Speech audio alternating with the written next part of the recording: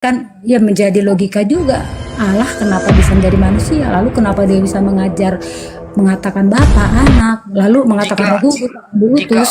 jika Allah menjadi manusia, apakah manusia ini masih maha kuasa atau sudah tidak maha kuasa? Gimana jika Allah? Jika Allah menjelma menjadi manusia, apakah manusia ini masih maha kuasa atau tidak? Maha kuasa lah. Loh, kemahakuasaannya di mana ini manusia ini kalau Allah menjadi manusia? Sementara dia itu haus, lapar, dia itu mohon maaf ya karena kita ambil sisi kemanusiaan. Dia itu buang air besar, dia itu buang air kecil, dia itu haus, dia itu Cek, Bang tidur. Bosik. Halo, Assalamualaikum. Ini di Pak. Waalaikumsalam warahmatullahi Masya wabarakatuh. Allah. Maaf teman-teman, ganggu saya kayaknya. Assalamualaikum Gurunda, silakan Gurunda. Enggak, Waalaikumsalam. dikit follower Gurunda dikirain enggak. Iya, gue kirain false. sorry, silakan Gurunda. Kaget aku pun nggak nengok layar lagi. Ya silakan teman-teman. Apa yang dibahas ini? Bahas tentang pemahaman dari Bible tentang ketuhanan Yesus, Bang Jumal. Kan di situ kan pernyataan-pernyataan dalam Bible cenderung kepada dugaan-dugaan saja, tidak ada yang menegaskan tentang nama Sang Tuhan dan yang menyatakan bahwasannya Yesus ini adalah nama Tuhan, karena di dalam ayatnya kan namamu yang kuberikan kepadaku pada ayat tersebut. Sebenarnya ini hanya menjelaskan bahwasannya Yesus itu diberitahu sebenarnya tentang siapakah nama Bapa tersebut, tapi di Bible nama ini tidak pernah disebutkan sebenarnya kan? Sampai kepada penyebutan Elai ini hanya pernyataan tentang Tuhan ya, bukan namanya. Itu tadi yang dibahas ke Kak Deti.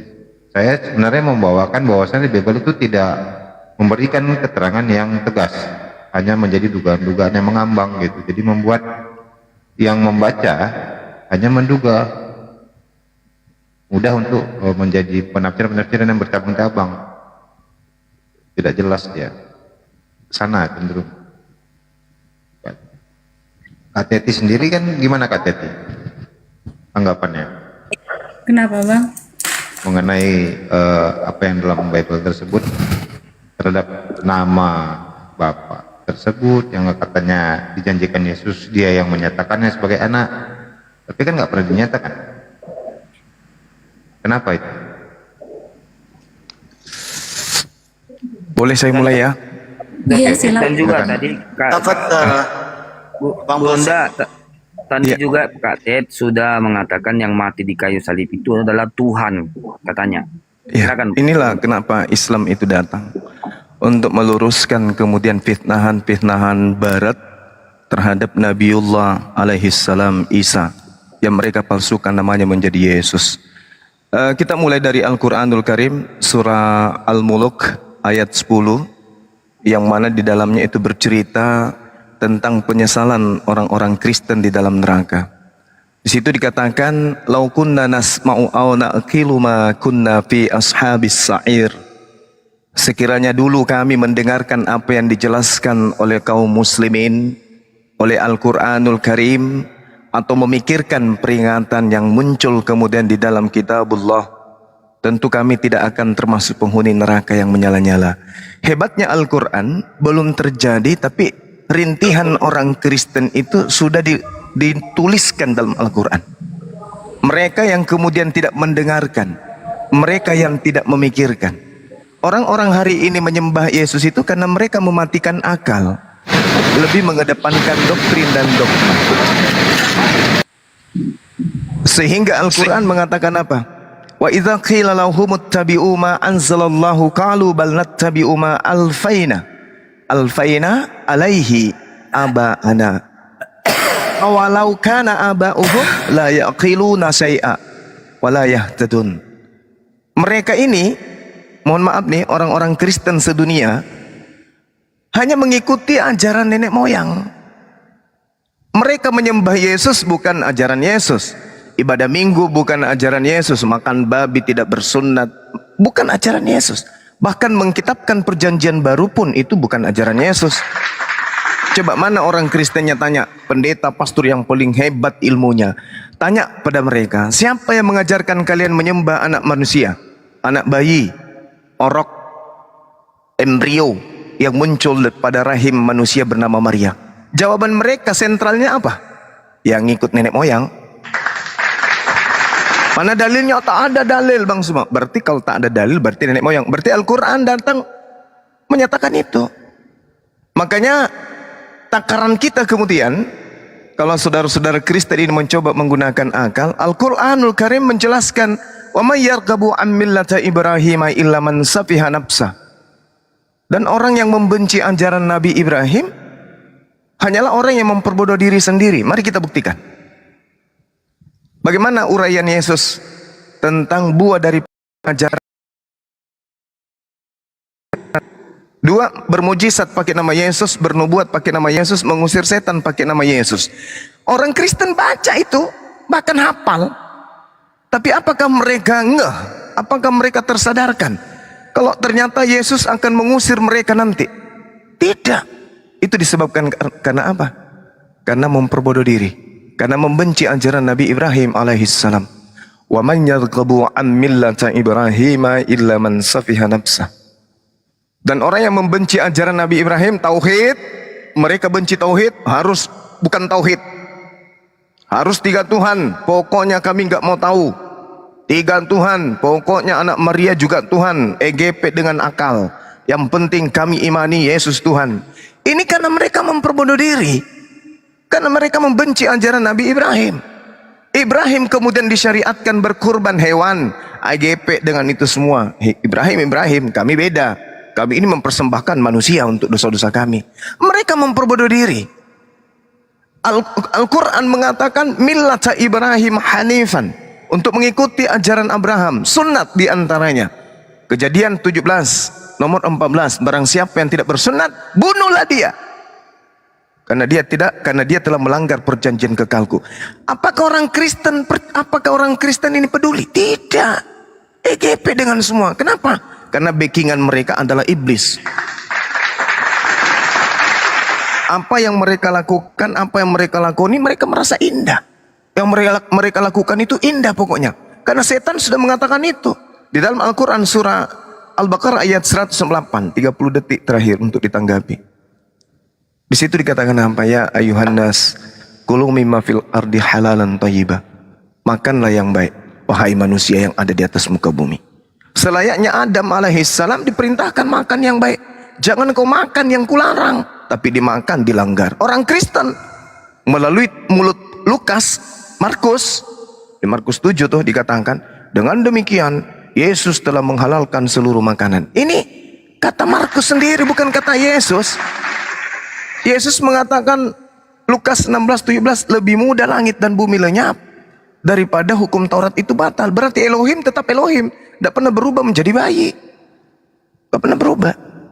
Nah inilah sahabat-sahabat sekalian, kalau ada orang yang menganggap manusia adalah Tuhan, Tuhan menjadi manusia, manusia tersebut kembali menjadi Tuhan, kurasa otaknya harus diperbaiki sedikit. Letak posisi otak kayaknya bergeser. Silakan.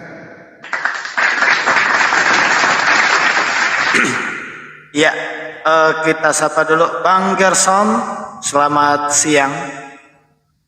Assalamualaikum Singa. Assalamualaikum Singa. Waalaikumsalam warahmatullahi wabarakatuh. Waalaikumsalam. Malah nyamar nih apa? Ya. Tipu deh baik. Silakan Kena ditanggapi suspend, itu. kena suspend. Oh gitu. Assalamualaikum Bang Juma. Waalaikumsalam. Baik. Ya. Silakan. Silakan itu ditanggapi itu. Mau apa yang mau kutanggapi ya? Cuman aku ingin bertanya aja nih sekarang. Silakan. Apa sih ajaran Nabi Ibrahim, Iya. Bang Juma? Baik. Nabi Ibrahim itu ajarannya tauhid. Tauhid itu satu Tuhan. Tuhan yang kemudian menciptakan langit dan bumi. Dan manusia pertama yang diutus oleh Allah, oleh Tuhan pencipta langit dan bumi di atas muka bumi ini, sebagai pembawa ajaran tauhid itu beliau. Setelah Bahtera Nuh, manusia pertama yang diutus sebagai nabi untuk mengajarkan satu Tuhan, beliau Nabi Ibrahim alaihissalam. Beliau saking taatnya kepada Tuhan yang satu, puluhan tahun dia berdoa, minta kepada Tuhan, ya Rabb, berikan aku anak. Berpuluh tahun dia minta. Begitu Allah kemudian mengabulkan doanya, maka anak pertamanya disebutkan Yishmael. Doamu didengarkan Tuhan, arti dari nama Yishmael. Aku berdoa, Abraham berdoa, doanya diterima, maka dikasih anak bernama Yishmael. Ismail itu terdiri dari dua kata, Yisma dan El. Doa yang dikabulkan atau suara yang dikabulkan atau permintaan yang dikabulkan atau Tuhan mengabulkan. Nah, kemudian ketika diberi anak, Tuhan menguji. Coba baca Kejadian 22. Abraham diuji oleh Allah. Al-Quran surah As-Saffat. Nabi Ibrahim diuji oleh Allah. Diberikan anak sematawayang, anak yang ditunggu-tunggu puluhan tahun, begitu lagi manja-manjanya, lagi lucu-lucunya, lagi bahagia-bahagianya, Tuhan datang. Aku Tuhanmu meminta anakmu itu, sembelih anakmu, bunuh anakmu. Nabi Abraham kemudian mengatakan, aku cinta anakku, aku sayang anakku, aku mengasihi anakku, dia darah dagingku. Tapi aku lebih cinta kepadamu ya Rabb, aku lebih sayang padamu ya Rabb. Silakan, perintahkan aku bunuh anak. Ku sembelih demi cintaku kepada Tuhanku yang satu. Itu tauhid. Andai Abraham memiliki konsep seperti Kristen, 3 pribadi Tuhan, maka Abraham akan mengatakan, tunggu wahai Tuhan senior, Tuhan junior, dan aku diskusi dulu dengan Tuhan merpati. Mana tahu mereka bisa membela saya, karena ini anak saya satu-satunya.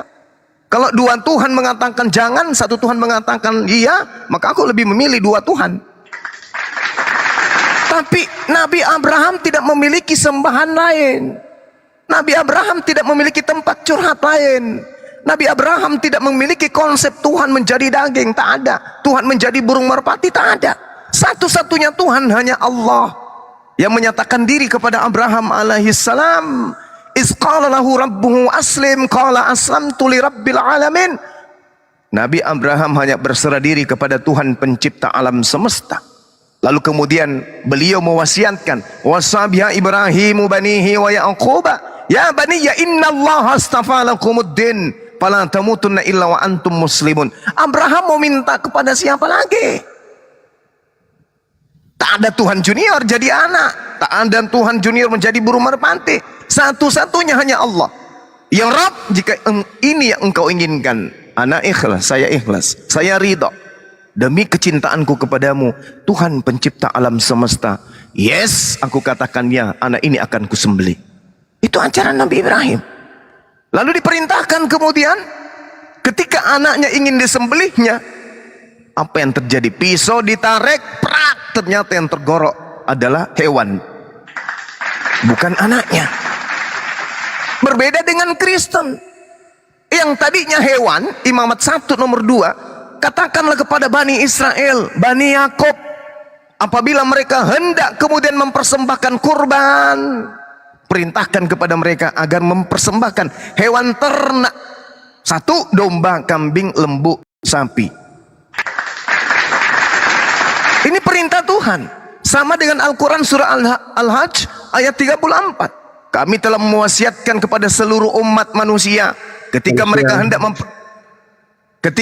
mempersembahkan kurban kepada Tuhan, maka aku Tuhan meminta kepada mereka persembahan hewan ternak berupa kambing, sapi, sama seperti yang diajarkan Tuhan kepada Nabi Ibrahim alaihissalam dan keturunannya. Apa yang terjadi kemudian? Yang tersembelih, yang tergorok lehernya bukan manusia anaknya, tetapi hewan kurban berupa domba yang besar, sembelihan yang besar. Berbeda dengan ajaran Roma. Kalau ajaran para nabi tadinya diminta oleh Tuhan untuk dikorbankan manusia, diganti oleh Tuhan sendiri dengan hewan. Berbeda dengan ajaran Roma yang tadinya adalah hewan, malah diganti menjadi manusia. Jadi mereka jatuh kepada apa? Jatuh kepada keadaan Wa man yarghabu an millati Ibrahim illa man safiha nafsa. Orang-orang yang memperbodoh diri. Itu yang kedua. Ajaran yang ketiga apa?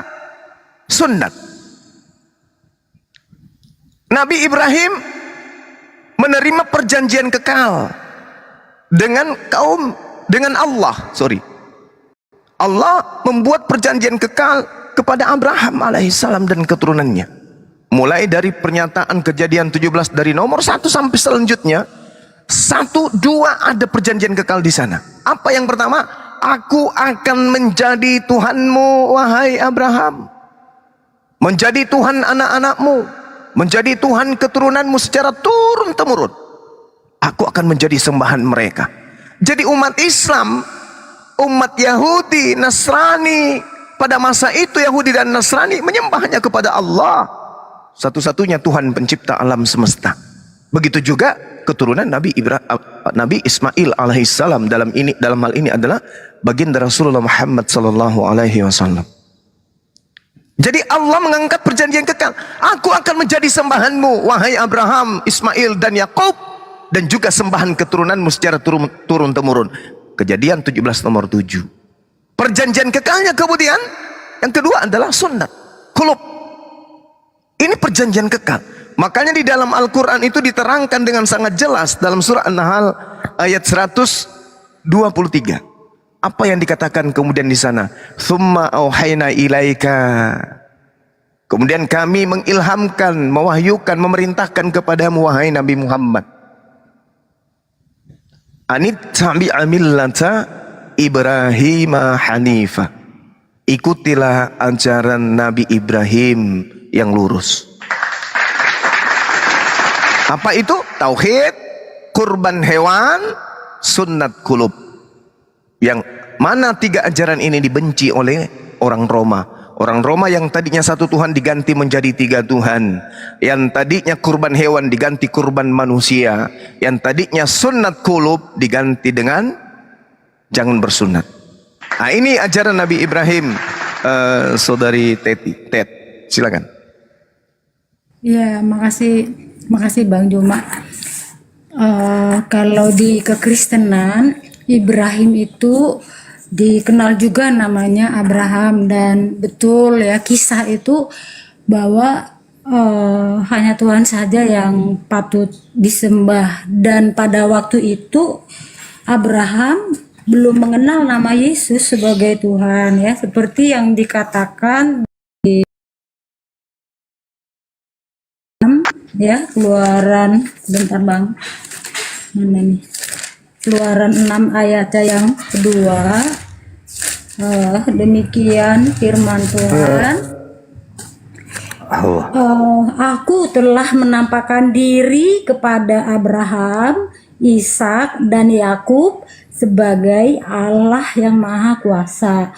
Tetapi dengan namaku Tuhan, aku belum menyatakan diri, merealisasikan diri, mewujudkan, menyatakan ya. Allah itu roh kalau di teologi ya kekristenan. Jadi dia menyatakan diri menjadi manusia ya, menyatakan diri menjadi manusia, dan itu diinformasikan oleh Gabriel kepada Maria di Lukas 1 ayat 21.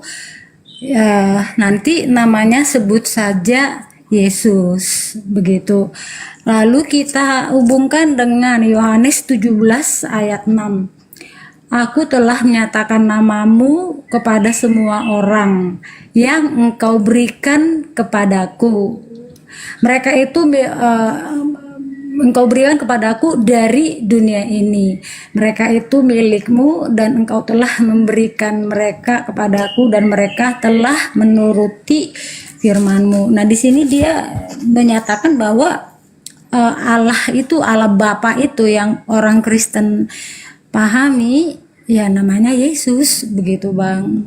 Jadi kisah-kisah para nabi, nama Yesus itu belum karena dia belum menyatakan diri sebagai manusia, di mana visinya menjadi manusia itu untuk menyelamatkan manusia dari segala ikatan-ikatan belenggu, maut, ikatan-ikatan dengan setan-setan diputuskan gitu Bang. Silakan Bang. Oke, baik. Yang pertama yang perlu dipahami di sini adalah ketika berbicara mengenai Tuhan yang datang kepada Nabi Ibrahim Abraham alaihissalam. Di Keluaran 6 yang saudari tadi sebutkan itu, Keluaran 6 nomor 3 atau nomor 2 ya? Nomor 3 apa nomor 2 ya? Nomor 2 ya? Ya. Oke. Di sana di kitab Keluaran itu memang diterangkan dengan terjemahan yang ada di dalam kitabnya saudara-saudara kita Kristen. Di sana Nabi Abraham kemudian diceritakan bahwasanya beliau oleh Tuhan menyatakan diri. Tuhan itu menyatakan diri menurut data itu. Tuhan menyatakan diri kepada Abraham alaihissalam. Menyatakan, tapi dikatakan aku menyatakan diriku kepada Abraham, Ishak dan Yakub. Tapi tentang namaku yaitu Yod-Heh-Vav-He, aku belum menyatakannya kepada dia. Tapi anehnya di dalam Kejadian 15 di situ justru Abraham kemudian menyatakan dirinya. Tuhan menyatakan dirinya, maksud saya, kepada Abraham, di mana Abraham justru memanggil Tuhan dengan sebutan Yod-Heh-Vav-He. Wahai Abraham. Abraham kemudian menjawab, ya Tuhanku, Tuhanku di Kejadian 15 nomor 2. Artinya nama Yod-Heh-Vav-He itu sudah dikenal jauh sebelum kemudian orang-orang Yahudi mengenal nama Yahweh atau Yod-Heh-Vav-He. Nama ini sudah dikenal oleh Abraham. Jadi terjadi kekeliruan ketika dikatakan Abraham tidak mengenal nama itu. Kenapa? Karena nama Tuhan itu kan banyak tuh, terkait dengan sifatnya yang selalu disandarkan kepada dirinya. El, Eloah, Elohim, Elohai, Shaddai, Sefaot, dan seterusnya. Nah, terkait dengan nama Yesus, Yesus itu, sekali lagi saya katakan, Yesus itu nama palsu. Ini tadi saya sudah sampaikan. Nama yang sebenarnya itu adalah Yosua. Dan kalau nama Tuhan itu adalah Yosua, berarti Yesus ini hanya ngikut. Yesua bukan Yosua itu bro, Yesua bukan Yosua. Bahasa Ibraninya Yesua. Ya, itu maksud saya tuh. Anda menganalogikan sesuatu pemikiran Anda. Karena nama Yosua itu bukan anak Maria yang pertama menyandangnya. Yang pertama menggunakan nama itu adalah asisten Nabi Musa. Siapa asistennya? Ya, Yosua bin Nun. Itu orang pertama yang di mana terkutip? Itu nama orang-orang yang pertama kemudian yang tadi bilang apa asisten Musa si Yosua, di mana terkutip itu? Kenapa? Santai aja Bang, nggak usah terlalu, nggak usah ngegas. Nanti Anda yang jatuh salto nanti. Begini Bang Juma. Apa tuh? Nggak ada kaitan Elohim dengan Allah SWT. Karena dalam Al-Quranmu Muhammad yang menghubungkan siapa kami nggak pernah. Tunggu dulu. Muhammad hanya diperintahkan menyembah Tuhan negeri Mekah. Jadi nggak ada kaitan Elohim dengan Allah SWT. Saya tidak sedang mengaitkan. Adalah nenek moyang bangsa Israel. Saya tidak sedang mengait-ngaitkan. Dalam hal ini saya tidak sedang mengaitkan. Justru orang Yahudi yang mengaitkan bahwa Tuhan mereka sama dengan Tuhan kami. Karena Yahudi mengomentari itu wajar saja. Tapi Anda tidak berhak, karena mana anak itu berbeda. Anda beriman kepada Tuhan negeri Mekah yang namanya Allah SWT terbuat dari zat. Sementara Elohim itu adalah penciptaan manusia segambar dan serupa dengan dia. Itu ditulis oleh Nabi Musa. Jadi Tuhan Anda itu dengan Elohim sangatlah jauh berbeda, bagaikan neraka dengan surga. Jadi Anda tidak berhak mengintervensi Elohim ini Tuhan negeri Israel. Cuci muka dulu Bang, cuci muka. Iya betul. Cuci muka dulu Bang. Betul apa? Allah sistem adalah zat. Cuci muka dulu Bang. Lebih baik Anda cuci muka. Iya Karena kan Allah SWT itu adalah zat yang tidak bisa diserupakan. Sementara Elohim itu menciptakan manusia segambar dan serupa dengan dia. Jadi mana mungkin itu sifat mereka itu sama. Abang cuci muka dulu lah, cuci muka dulu. Kalau ilmu masih minim, Anda yang cuci muka hanya dulu. modal Anda keluar, cuci hanya muka modal dulu. kebencian. Jadi Anda bukan itu kelas setelah saya. Kita mengklaim yang kosong.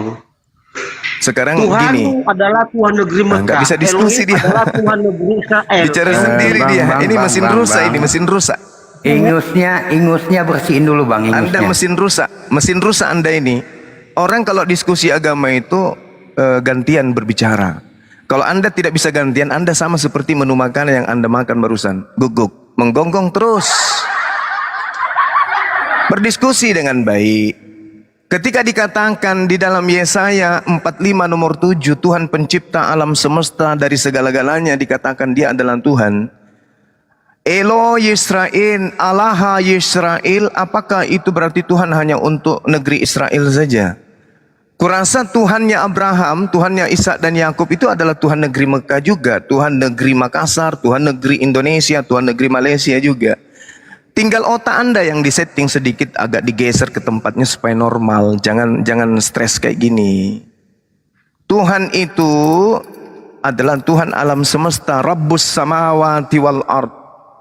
Jadi Tuhan itu adalah Rabb alam semesta. Kalau Anda menyinggung Allah Subhanahu wa taala itu artinya maha suci, maha tinggi. Kalau dikatakan maha suci berarti di dalam dirinya tidak ada Tuhannya Abraham, Ishak dan Yakub juga maha suci. Diterangkan di dalam kitab mereka bahwa Tuhan itu maha suci. Berarti Tuhannya umat Islam dan Tuhannya mereka sama. Yesaya 5 nomor 16, Yesaya 57 nomor 15, Tuhan pencipta alam semesta maha suci, maha tinggi. Berarti kalau diarabkan Subhanahu wa ta'ala. Anda harus paham maha suci itu apa? Maha suci itu artinya tidak pernah di dalam dirinya ada ada ludah, ada pipis. Bagaimana dengan Tuhan Anda yang ada di negeri Romawi sana, negeri Vatikan, bernama Yesus? Badannya penuh najis.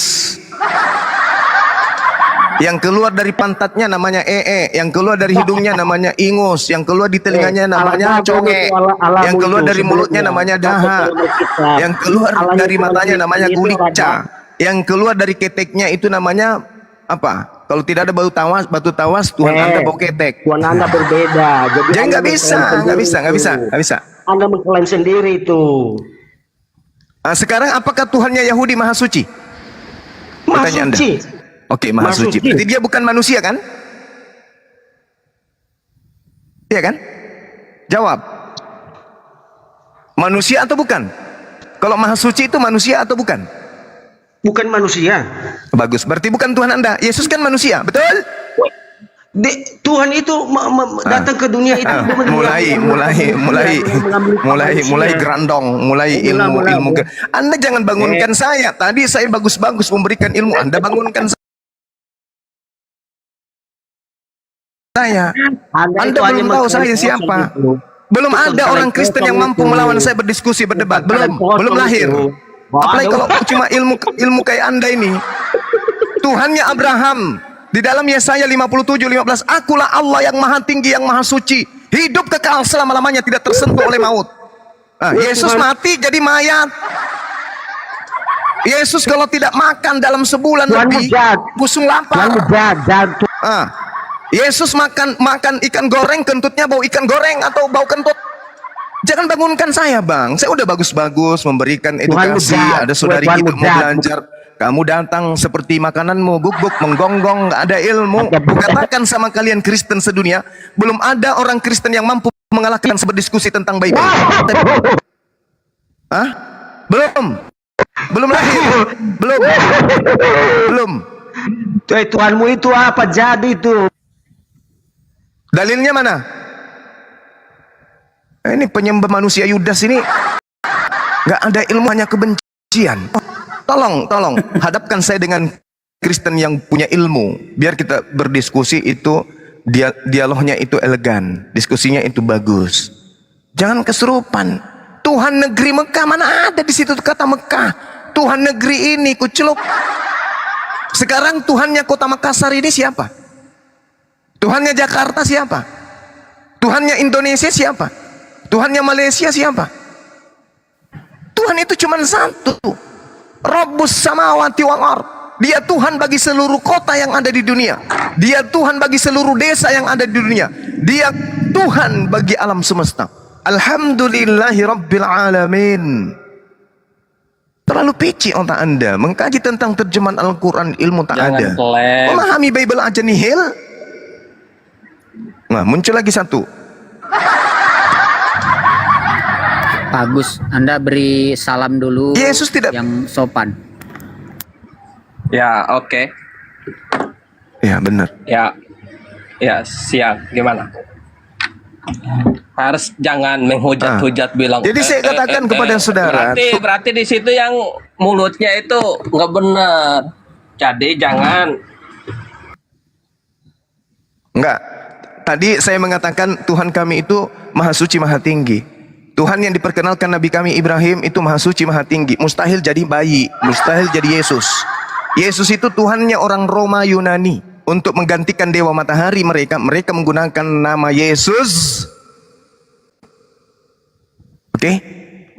Mereka menghancurkan patung-patung dewa matahari dan menggantikannya dengan patung Yesus. Oke? Jadi itu Yesus nama palsu yang mereka ambil dari Nabi kami yang diutus kepada Bani Israel, Yeshua HaMashiach. Oke ya? Yang benar aja. Duduk yang Bos. tenang. Yang benar aja. Nah, terus Yang benar aja. Terus Yesus ini siapa? Yesus ini siapa? Banyak saksinya, Bos. Udah, Banyak ilmu masih saksinya. nihil, Anda diam. Saya lanjutkan tema tadi ya, teman-teman. Kalau ada yang pengacu kayak begini, yang otaknya disimpan di lutut, di mute aja. Lalu kemudian saudara Tit, ya, kalau saudari mengatakan bahwasanya Yesus sebelum abang lanjutin, Iya, silakan. Satu lagi tanggapan aku boleh nggak bang tentang keluaran? Iya, silakan, ayat silakan. dua. Saya senang kepada saudara Kristen yang mau belajar. Silakan. Ini bang, kalau di Iya. ayat 2 itu Jangan nangis, aku temenin ke Tuhan Surabaya. itu- Ya Allah. Tuhan itu bang. Nanti aja ke Surabayanya, Mbak. Kita lagi di Komal. Ya udah. Gimana?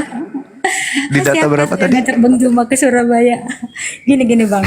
Jadi di ayat 2 pasal yang ke-6 itu Yesus itu menampakkan diri bang. Belum menyatakan. Itu diambil di mana? Di kitab mana, Mbak? Kitab Keluar 6. Abang buka aja. Oh, Keluar 6 ayat 2. Iya. Just menampakkan kayak kalau di film-film ciluk abrakadabra nampak terus hilang Iya. gitulah kalau menampakkan diri ya bang.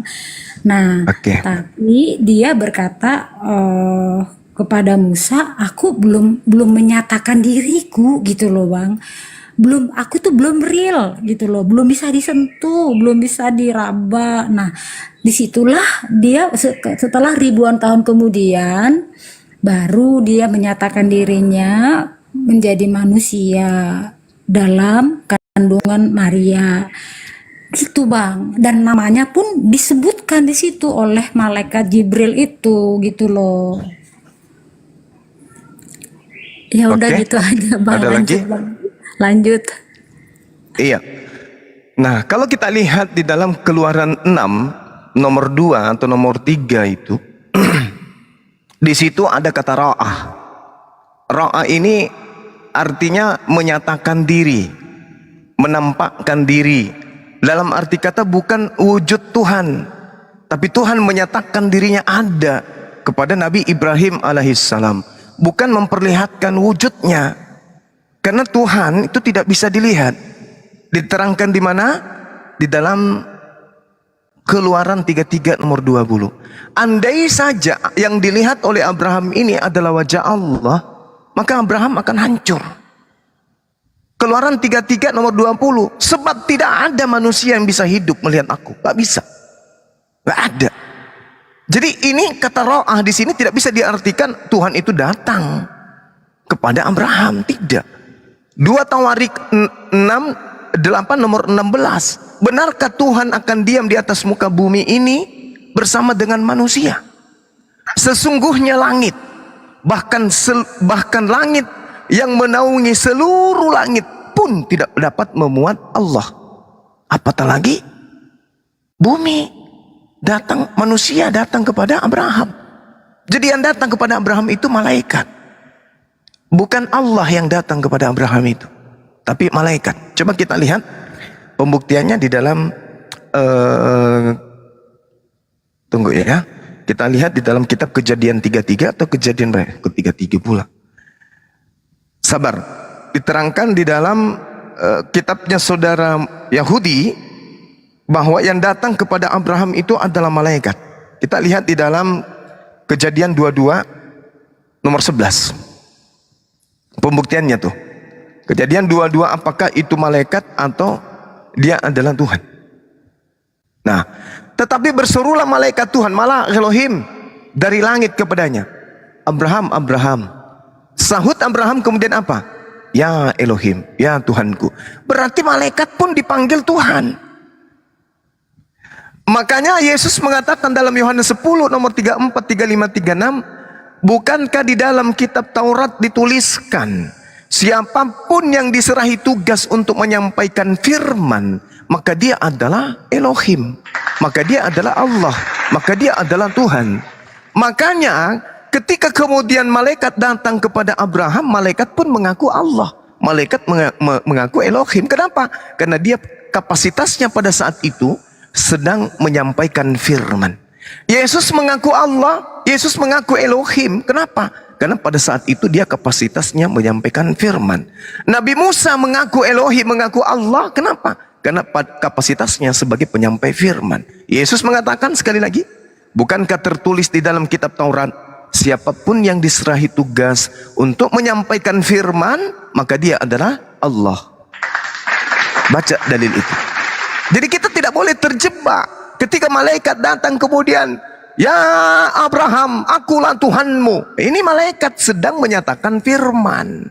Karena pencipta alam semesta tidak bisa kemudian nampak oleh makhluknya. Kenapa? Karena Allah pencipta langit dan bumi itu bukan makhluk yang bisa dilihat di atas muka bumi ini, di alam biologis, di alam fana ini hanya makhluk. Sementara Allah bukan makhluk. Bagaimana mungkin bisa dilihat? Makanya di dalam Keluaran 33 nomor 20, tidak ada manusia yang mampu melihat Tuhan. Yesus pun mengatakan dalam Yohanes 5 nomor 37, Bapa yang mengutus aku, suaranya tidak pernah kau dengar, wajahnya tidak pernah kau lihat, suaranya pun tidak pernah kau dengar. Berarti Yesus bukan Bapa. Nah, itu yang pertama. Masih ada lagi, silakan. Ini yang sulit kita pahami, Bang. Ketika kita masuk ke area Bapa, Anak, Roh Kudus, tapi buat Tuhan itu menjadi mungkin gitu loh. Ketika dia menjadi anak, ketika dibaptis itu ada 3 wujud, ada suara, ada Yesus, ada Roh Kudus, sekaligus ada. Nah, di sini logika berpikir kita, Bang, akal budi kita nggak bisa menerima kalau kita memposisikan Tuhan itu seperti kita manusia ini, di satu tempat kita jadi sini, nggak bisa. Tetapi buat Allah yang Maha Kuasa itu semuanya menjadi mungkin, Bang, karena Dia Maha Kuasa. Itu yang saya pahami gitu loh, gitu, Bang. Oke. Dan Iya. satu lagi. Iya, silakan. Dan Silakan. sebelum Dia menyatakan dirinya menjadi manusia, umatnya atau orang Yahudi atau orang yang percaya pada saat itu memanggil Allah yang pencipta alam semesta itu bukan Bapa, ya, tapi seperti tadi, Tuhan semesta alam, Tuhan Maha Kuasa. Nah, ketika Dia sudah menjadi manusia, kita diajar, kita memanggil Tuhan itu, Tuhan kita yang percaya padanya, kita manggilnya Bapa, sampai-sampai berdoa diajarkan Bapa kami yang di surga, begitu, Bang. Jadi kita kayak satu keluarga dengan Allah, keluarga ilahi, begitu. Kita anak-anaknya manusia, semua manusia di muka bumi ini adalah anak-anaknya, dan Allah itu kita panggil Bapa. Maka ya itu gitu Bang, konsepnya kayak gitu, Bang. Oke. Jadi ada 2 hal. Pulpen dulu saat ada 2 hal saya lupa catat. Yang pertama itu terkait dengan apa tadi? Tuhan ya datang baptis. Istilah ini apa tadi Bang Zuma? iya, istilah Bapak nanti kedua Bang Al. Oke. Nah, kemudian yang pertama adalah terkait dengan baptis ada 3 di situ. Memang betul ada 3. Di kaitan di kitab Anda itu memang ada 3. Bapa, Anak, dan Roh Kudus. Yang jadi masalah ini Kristen membuat karikatur bahwa 3-tiganya adalah Tuhan. Tapi kalau mendudukkan porsi yang sesungguhnya, ada Bapa di sana sebagai Tuhan satu-satunya, ada Yesus di sana sebagai utusannya, ada burung merpati di sana sebagai Roh Kudus. Tak ada masalah di sini. Kalau 3-tiganya kita dudukkan pada porsi koridor yang seharusnya. Yang masalah Kristen mendudukkan 3-tiganya adalah satu, 3-tiganya adalah Tuhan. Ini celoko namanya. Asumsi doktrin Hellenisme dikawinkan dengan ajaran paganisme. Tak ada masalah. Yesus, Nabi, Rasul, Bapa, Tuhan pencipta alam semesta, burung merpati, Roh Kudus adalah malaikat, Jibril, tak ada masalah. Nanti bermasalah ketika konsili di meja Roma Vatikan, mendudukkan 3-tiganya menjadi satu hakikat. Jadi penyakit dia sampai hari ini. Padahal kalau mau jujur, Yesus sendiri mengatakan hidup kekal itu mengenal engkau satu-satunya Tuhan. Berarti aku bukan Tuhan, aku hanya utusan. Yohanes 12, ketika kemudian Yesus datang di tengah-tengah Bani Israel, Yohanes 11, apa yang dikatakan di nomor 31? Agar dunia tahu bahwa aku taat melakukan perintah Bapa. Yesus pun mengatakan di dalam Yohanes 14 bahwasanya orang yang banyak berdiri di sini, aku mengatakannya kepada mereka agar mereka percaya, agar mereka percaya bahwa engkaulah yang telah mengutus aku, agar mereka percaya bahwa aku adalah utusanmu. Yesus mau agar kita percaya dia adalah utusan. Berarti dia adalah rasul. Ibrani 3 nomor 1. Inilah dia Yesus Kristus, rasul besar. Jadi tidak bisa kita pungkiri itu. Yang bermasalah ini iman Kristen yang dilahirkan dari barat Romawi. Kenapa dia harus jadi 3 Tuhan? Kenapa? Karena nenek moyang orang-orang Roma sebelum menjadikan Kristen Katolik sebagai agama kekaisaran, mereka memang percaya dewa-dewa nuzul menjadi manusia, nuzul menjadi hewan, nuzul menjadi sesuai dengan apa yang dewa inginkan. Nah, konsep ini jangan ditabrakkan kepada konsep Yesus. Karena Yesus mengatakan hidup kekal mengenal satu Tuhan. Yohanes 17 nomor 3. Yang kedua, terkait dengan penyebutan Bapa. Saudariku yang baik, orang-orang Yahudi menyebut Tuhan pencipta langit dan bumi itu sebagai Bapa. Kenapa? Karena Bapa di sini adalah pemberi aturan main, penuntun yang memberikan ketetapan hukum-hukum, perintah, didikan, sehingga orang yang taat kepada didikan Tuhan itu disebut sebagai anak Tuhan. Mana dalilnya? Baca Amsal 3 nomor 11 nomor 12. Orang-orang yang taat mendengarkan didikan Tuhan itu laksana orang yang mendengarkan didikan ayah kepada anaknya. Nah, Yesus dikatakan anak. Kenapa? Karena Yesus adalah hamba Tuhan yang suci. Di mana dalilnya? Kisah Para Rasul 2, Kisah Para Rasul 4. Coba kita baca di sana. Apa yang diterangkan kemudian tentang Yesus ketika bercerita tentang dirinya. Yesus dikatakan sebagai hamba yang suci. Itu jelas itu. Kenapa dikatakan sebagai hamba yang suci? Karena dia adalah anak Tuhan yang taat kepada didikan Tuhan selaksana ayah yang taat kepada anak yang taat kepada didikan ayahnya. Coba Anda baca di dalam Kisah Para Rasul 4 nomor 30. Ulurkanlah tanganmu untuk menyembuhkan orang dan adakanlah tanda-tanda dan mujizat-mujizat oleh nama Yesus, hambamu yang suci. Yesus hamba. Kenapa dia disebut hamba? Karena dia adalah orang yang taat. Di mana bukti ketaatan Yesus? Pengakuan beliau di dalam Yohanes 11. Apa yang diterangkan di sana? Dunia harus tahu bahwa aku Yesus datang ke atas muka bumi ini, ya.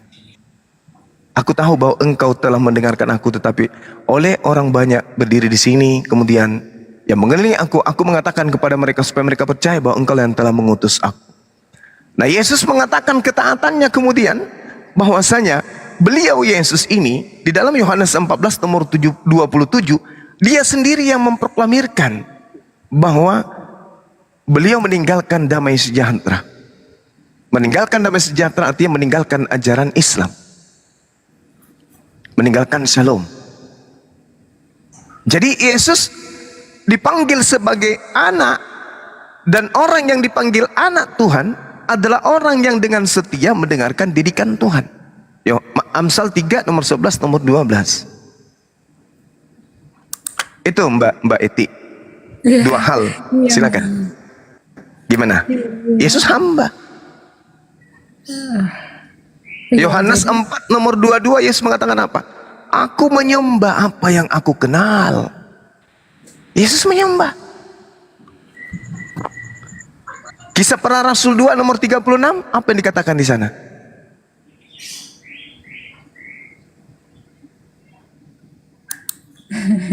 Kisah Para Rasul berapa, Bang? 2 nomor 36. 2, 3, 6. Jadi seluruh kaum Israel harus tahu dengan pasti bahwa Allah telah membuat Yesus yang kamu salibkan itu menjadi Tuhan dan Kristus.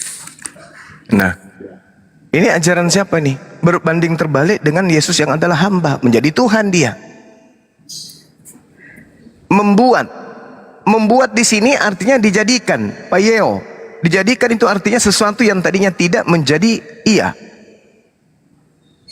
Hamba Tuhan dibuat menjadi Tuhan. Nah, inilah yang kemudian dipetik oleh saudara-saudara Kristen di Roma Yunani, diajarkan ke Belanda, masuk ke Indonesia dan seterusnya. Hamba Tuhan yang kemudian dijadikan sebagai Tuhan.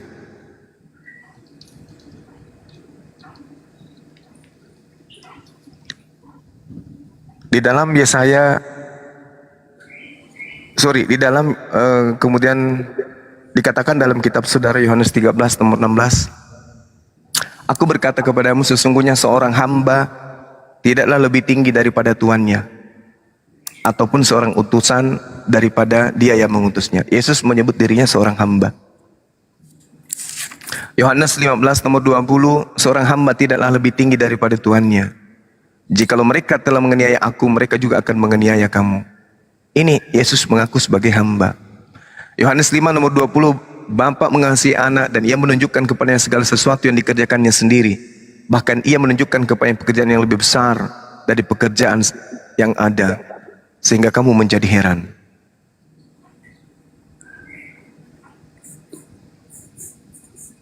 Jadi Yesus gimana? Memang Yesus itu juga mengatakan dirinya sebagai hamba dan rasul. Dan ketika dia mengajar, tidak banyak mengetahui bahwa dia adalah Tuhan. Ya hanya orang-orang tertentu yang tahu bahwa Yesus itu adalah Tuhan. Mereka melihatnya sebagai manusia biasa seperti halayak kayak kita begini. Nah, dalam visi misi ini Yesus mau mengatakan bahwa manusia itu tidak lebih tinggi dari Tuhan. Dan yang mengutus itu dan yang diutus itu tidak lebih tinggi dari yang mengutus, begitu. Jadi dalam hal ini dia itu sedang mengajarkan pada saat itu kepada murid-muridnya, Bang. Yang aku pahami seperti itu, Bang. Yang aku pahami kayak gitu loh. Iya, oke. Baik. Nabi Ishak, Nabi Ismail, Nabi Abraham, awal daripada kemudian orang mengenal Elohim, Allah. Di situ tak ada di antara mereka sampai kepada Yesus yang mengajarkan Tuhan itu serupa makhluk. Hanya di Kristen kajian-kajian muncul seperti itu. Yesus selama 3 tahun mengajar tentang tauhid, tentang Tuhan, tak pernah satu kali pun mengajarkan dirinya adalah Tuhan. Dan itu akan terbantahkan dengan ajaran para nabi. Tuhan kami yang kami sembah. Saya katakan kata kami karena orang Yahudi mengaku Tuhannya itu adalah Allah. Kitab mereka ketika mereka terjemahkan ke dalam bahasa Arab, Elohim atau Yotevave mereka terjemahkan dengan kata Allah. Sedangkan Al-Quran ketika diterjemahkan kemudian ke dalam bahasa Ibrani, Allah tetap Allah, tidak pernah berubah menjadi Yotevave. Berarti yang mengklaim bahwa Tuhan mereka itu sama dengan Tuhan umat Islam, yang Tuhannya sama adalah saudara-saudara kami Yahudi yang mengklaim. Kami enggak. Allah ya Allah. Kalau Yahudi mengatakan Tuhannya mereka adalah Allah juga, ya Alhamdulillah. Karena memang Allah adalah Tuhan satu-satunya. Nah kemudian terkait dengan yang saudari saya sampaikan barusan. Coba kita baca Matius 7. Orang yang memanggil Yesus Tuhan itu adalah penyesat. Lukas 21 nomor 8. Orang yang memanggil Yesus itu Tuhan dan menganggap Yesus itu Tuhan adalah penyesat. 1 Yohanes 2 nomor 22, penyesat itu adalah yang menyangkal Yesus itu manusia. Dan yang paling perih, Matius 7 nomor 15 sampai nomor 23. Waspadalah wahai murid-muridku Bani Israel, kepada nabi-nabi palsu yang datang kepadamu menyamar seperti domba. Tetapi sebenarnya mereka itu bukan domba, melainkan serigala yang sangat buas. Dari buahnya kalian bisa melihat mereka. Dari ajarannya, dalam bahasa Yunani itu ada karpos. Karpos itu artinya hasil. Hasil dari ajaran nabi palsu itu kamu bisa lihat. Dari buah-buahnya kamu bisa melihat mereka. Apa buahnya? 1, memanggil aku Tuhan. 2, menyebut bernubuat pakai namaku. Mengusir setan pakai nama Yesus, bermujizat pakai nama Yesus. Itu buah-buah dari pengajaran nabi palsu. Nah ini yang Anda lakoni sekarang. Kata Yesus apa? Pada waktu itulah aku akan berterus terang kepada mereka, enyahlah daripada aku, kalian semua adalah pembuat kejahatan. Nah bagaimana Mbak Ted ini bisa meloloskan diri dari lingkaran nabi palsu ini? Mbak Ted menyebut Yesus Tuhan, itu udah pasti.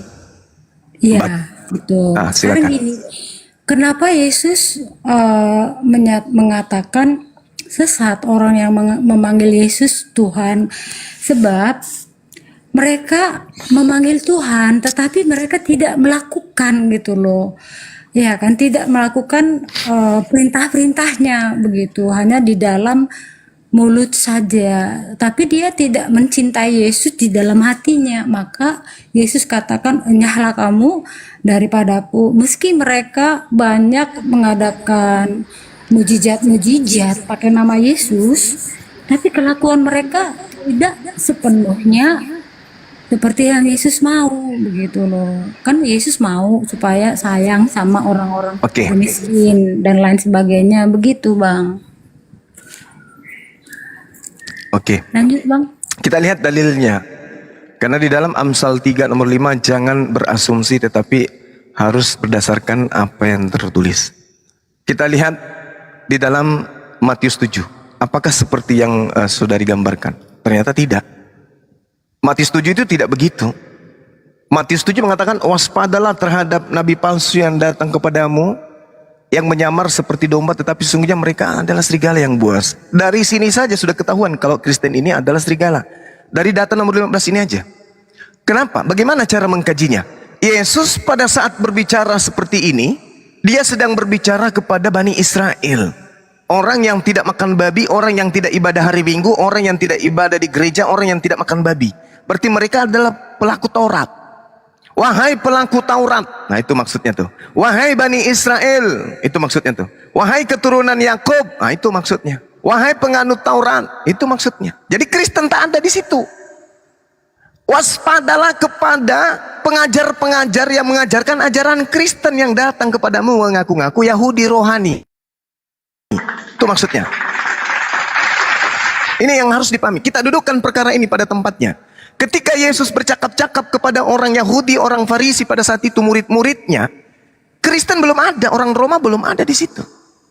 Jadi Yesus mengatakan, waspadalah kepada nabi-nabi palsu. Ingat, Kisah Para Rasul 13 nomor 1, ada beberapa nabi yang ada di Antioquia, di antaranya Saulus.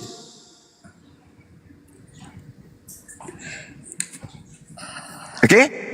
Waspadalah kepada nabi-nabi palsu yang datang kepadamu. Mu di sini adalah Bani Israel, murid-murid Yesus. Pertanyaan saya kepada saudari saya, siapa yang bukan murid Yesus datang ke murid Yesus?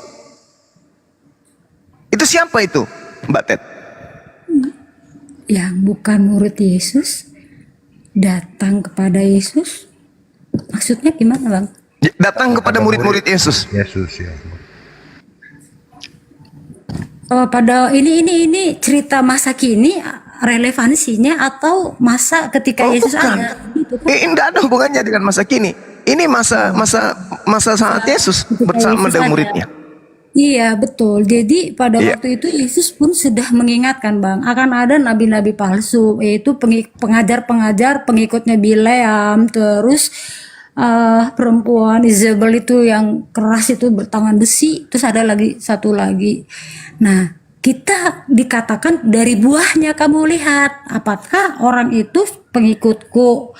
Kata Yesus, lihatlah yang di Galatia 5 itu kan, kalau dia itu seorang pengikut Yesus, dia memiliki beberapa sifat.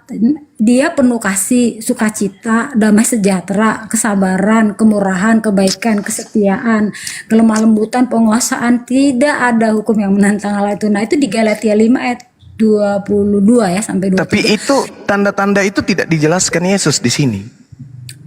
Iya betul, itu kan dijelaskan oleh Rasul Paulus.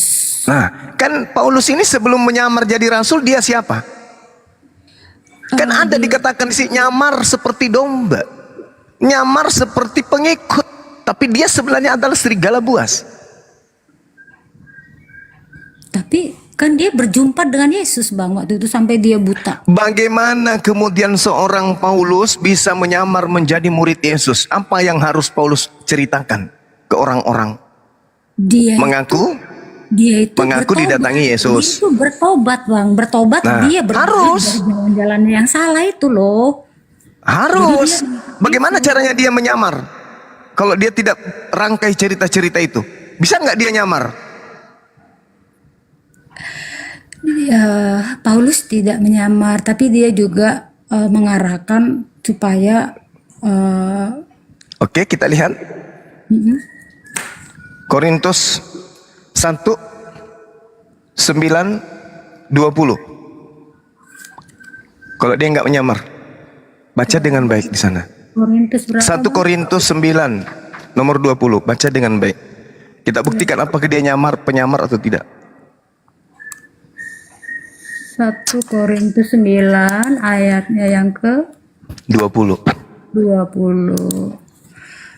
Demikianlah bagi orang Yahudi aku menjadi seperti orang Yahudi supaya aku memenangkan orang-orang Yahudi.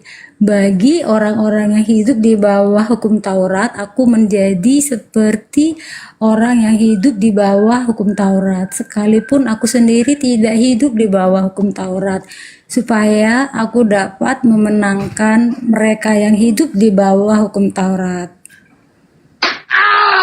Nyamar enggak dia? Aku boleh nanggapi? Silakan. Jawab dulu. Nyamar tidak dia? Tidak. Tidak, Bang. Tetapi dia ibaratnya kayak kita lah sekarang ini, Bang. Supaya kita misalkan kayak aku nih orang Batak. Lalu orang Batak itu dikenal orang kasar, dikenal orang dahulu. Lalu aku masuk ke Sunda yang dikenal dengan lemah lembut, ya kan. Aku tidak bisa membawa sifat yang dikatakan orang Batak, aku tidak seperti itu loh, Bang. Jadi artinya gini, di mana kaki dipijak, di situ langit dijunjung, Bang. Itu yang dilakukan Saya orang Batak, saya orang Batak, begitu saya orang Batak, saya mau Batak, orang Batak. Jangan begitu ke orang Batak begitu. Makanya, Bang, aku tadi kan ku bilang, Bang, aku kalau orang Batak tetap Batak, di mana pun Ini tetap nyamar Batak. ini. Di mana pun tetap Ini Batak. menyamar ini. Ya. Jadi aku Orang apa? Batak Beda mana pun tetap itu. Batak. Iya, udah. Itu beda. Orang Batak baik-baik Itu beda. kok. Ini Kayak aku gitu. dikatakan Ya, silakan, bagi Bang. orang-orang yang hidup di bawah hukum Taurat, aku menjadi seperti orang yang hidup di bawah hukum Taurat. Meskipun aku sendiri tidak hidup di bawah hukum Taurat. Ini gimana ceritanya? Dia tidak hidup di bawah hukum Taurat, Tetapi di tengah-tengah orang yang hidup di bawah hukum Taurat, dia seperti hidup di bawah hukum Taurat. Ini kalau bukan nyamar apa namanya? Dia menyamar-nyamarkan dirinya. Apa tujuannya? Supaya aku dapat memenangkan. Supaya aku banyak kemudian memurtadkan orang Yahudi masuk ke dalam pengikutku. Itu maksudnya. Nyamar dia. Satu lagi. Di dalam 1 Filipi 18. Apa yang dikatakan oleh Paulus di sana? Filipi 1 nomor 18. Bisa dibaca?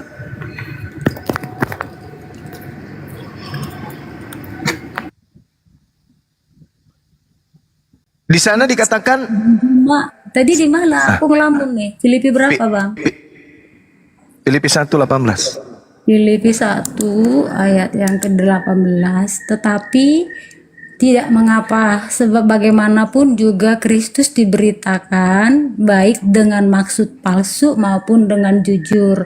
Tentang hal itu aku bersukacita dan aku akan tetap bersukacita. Nah tuh, coba kita lihat nih. Maksud palsu di sini dalam bahasa Yunani-nya adalah propasis. Propasis itu arti yang sebenarnya itu adalah mengelabui. Tetapi tidak mengapa, sebab bagaimanapun juga Kristus diberitakan baik dengan cara mengelabui maupun dengan maksud yang sebenarnya. Tentang hal itu aku bersukacita dan aku tetap bersukacita. Jadi memang ini orang yang dinubuatkan oleh Yesus. Itu yang pertama. Kita sudah dapat poinnya. Nah sekarang Matius 7 kembali lagi. Waspadalah terhadap nabi-nabi palsu yang datang kepadamu. Mu di sini adalah pengikut Yesus yang pertama, angkatan pertama. Yang datang kepada mereka siapa? Yang menganiaya mereka ini siapa? Paulus. Bahkan Yesus mengatakan apa? Terkait yang saudari saya katakan tadi. Bahwa Yesus datang kepada Paulus. Di dalam Matius 24 nomor 26. Apa kata Yesus? Waspadalah ketika ada orang yang berkata bertemu Yesus di padang gurun. Waspadalah ketika ada orang berkata bertemu Yesus di dalam bilik Simeon, bilik rahasia. Bilik rahasia itu penjara atau sel. Paulus menulis surat di dalam sel, di dalam bilik rahasia. Dia menulis beberapa kitab. Lalu dia mengatakan, aku tidak menerima isi kitabku ini dari manusia, tetapi aku menerimanya dari Yesus. Berarti dia mengaku bertemu Yesus di dalam bilik. Berarti Matius 24 nomor 26 itu digenapi oleh Paulus. Jangan kau percaya, kata Yesus, apabila ada orang mengatakan bertemu dengan Yesus di padang gurun. Jangan kau percaya. Matius 24 nomor 24. Nabi-nabi palsu itu mampu bermukjizat sehingga dia mampu menyesatkan banyak orang, bahkan orang-orang pilihan. Mau lari kemana kita? Jadi kata Yesus, waspadalah terhadap nabi-nabi palsu yang datang kepadamu. Kita lihat di dalam Lukas 21 nomor 8. Waspadalah agar kamu jangan disesatkan oleh penyesat. Sebab banyak orang akan datang dengan menjual namaku, dengan memakai namaku, dan mengatakan, akulah dia, akulah Tuhan. Penyesat ini mengajarkan Yesus itu adalah Tuhan dengan konsep akulah dia. Data nomor 12-nya Yesus mengatakan apa di Lukas 21? Tetapi sebelum penyesat itu melakukan aksinya, terlebih dahulu penyesat itu menganiaya kamu, menangkap kamu, memasukkan kamu ke rumah-rumah penjara, dan seterusnya. Nah ini siapa pelakunya? Sebelum penyesat ini datang melakukan aksi penangkapan, penganiayaan terhadap murid Yesus, ini siapa pelakunya? Itu tadi yang kata Yesus, nabi-nabi palsu, hati-hatilah. Ya, siapa pelakunya yang datang menganiaya murid Yesus? Waktu itu Paulus, tapi kan dulu Paulus. Ya, ia bertobat untuk nyamar. Kan Paulus, Yesus mengatakan, waspadalah kepada penyesat akan datang kepadamu memakai namaku dan mengatakan akulah Tuhan, akulah dia. Namun sebelum dia datang menyesatkan, terlebih dahulu dia menangkap kamu, menganiaya kamu. Berarti pelakunya Paulus.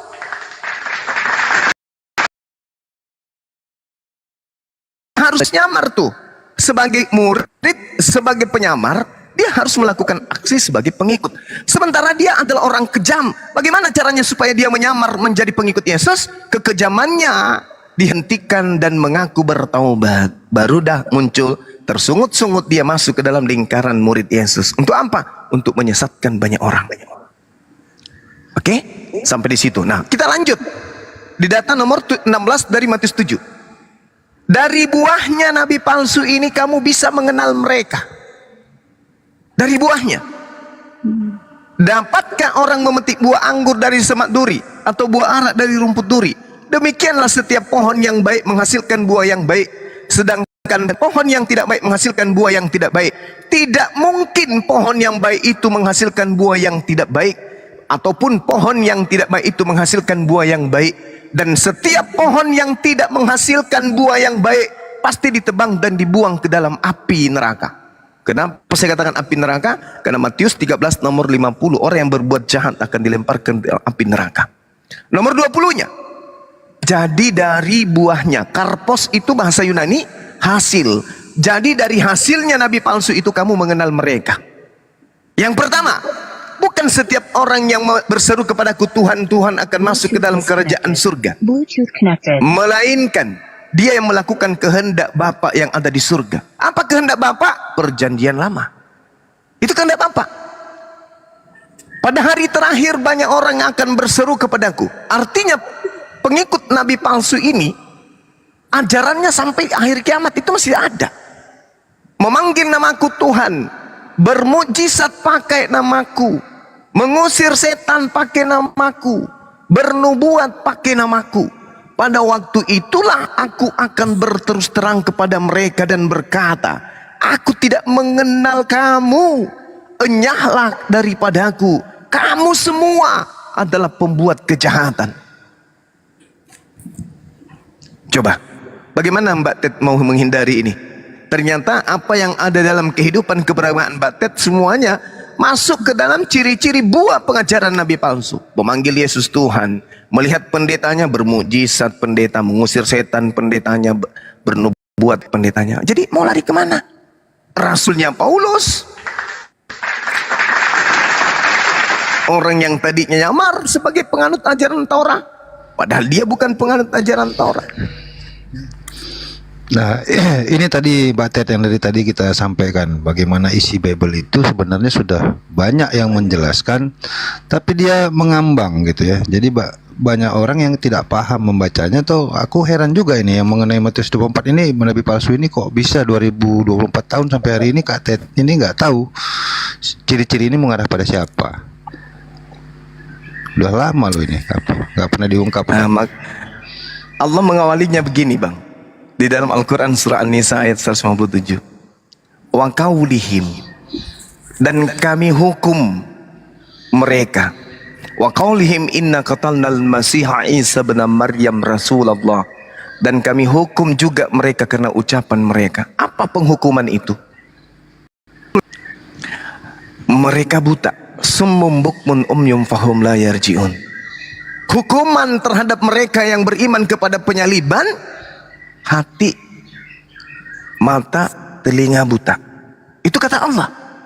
Hukumannya karena ini diawali dengan apa? Wa makaru wa makarallah. Mereka membuat makar sehingga mereka mengucapkan kemudian itu bahwa Nabi Isa dibunuh. Maka Allah menghukum mereka karena ucapan mereka. Apa penghukuman itu? Hati mereka buta. Yang ada dalam setiap proses keagamaannya adalah yukhadi'una Allah walladzina amanu wa ma yakhda'una illa anfusahum wa ma yash'urun. Mereka terlihat ingin menipu Allah, ingin menipu orang-orang beriman, tapi sesungguhnya mereka menipu diri mereka sendiri.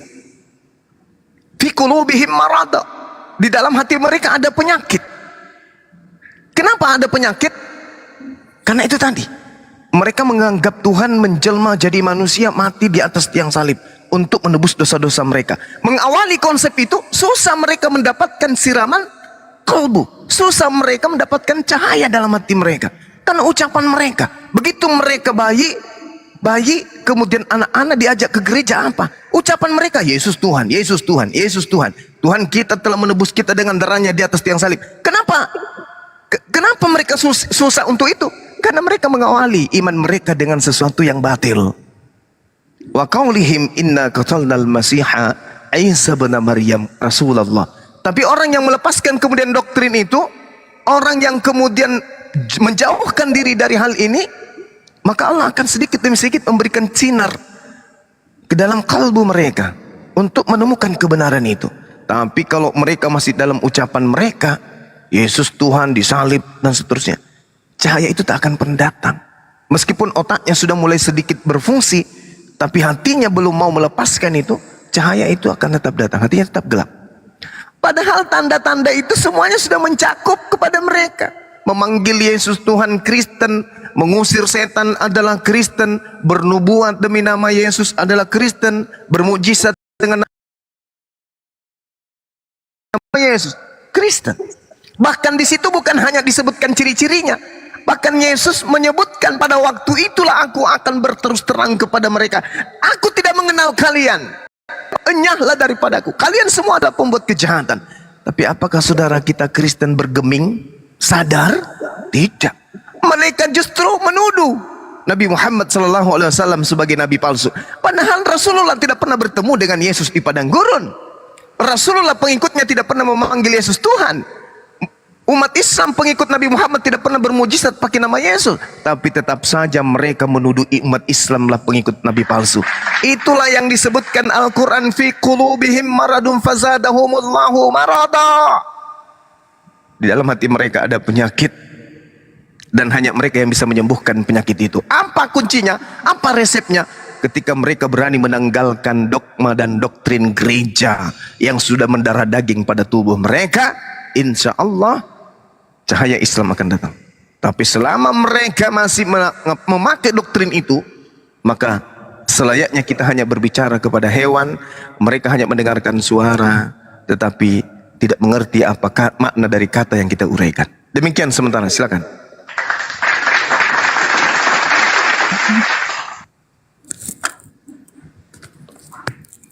Aku gak ada tanggapan ya Bang tentang bagaimana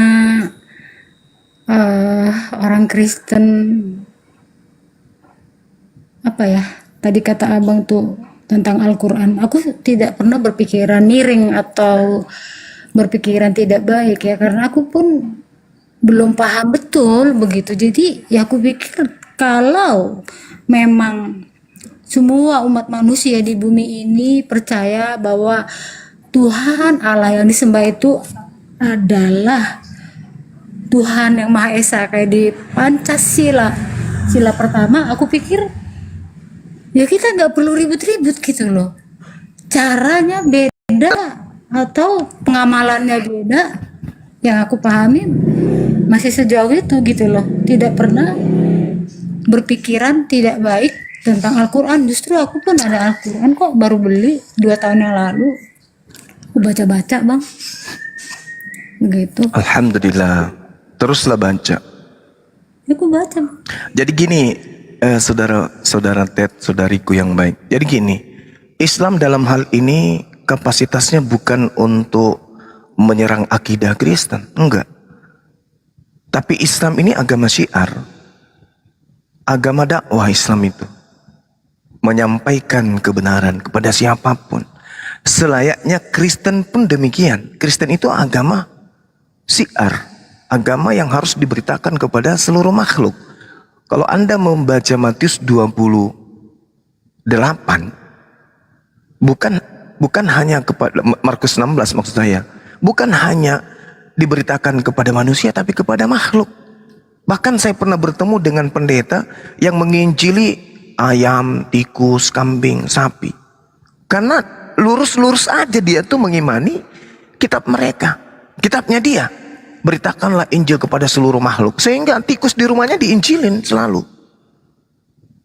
Saking amanahnya, mengikuti amanah perintah Bible-nya tuh. Artinya apa? Ketika Kristen datang, Islam pun datang.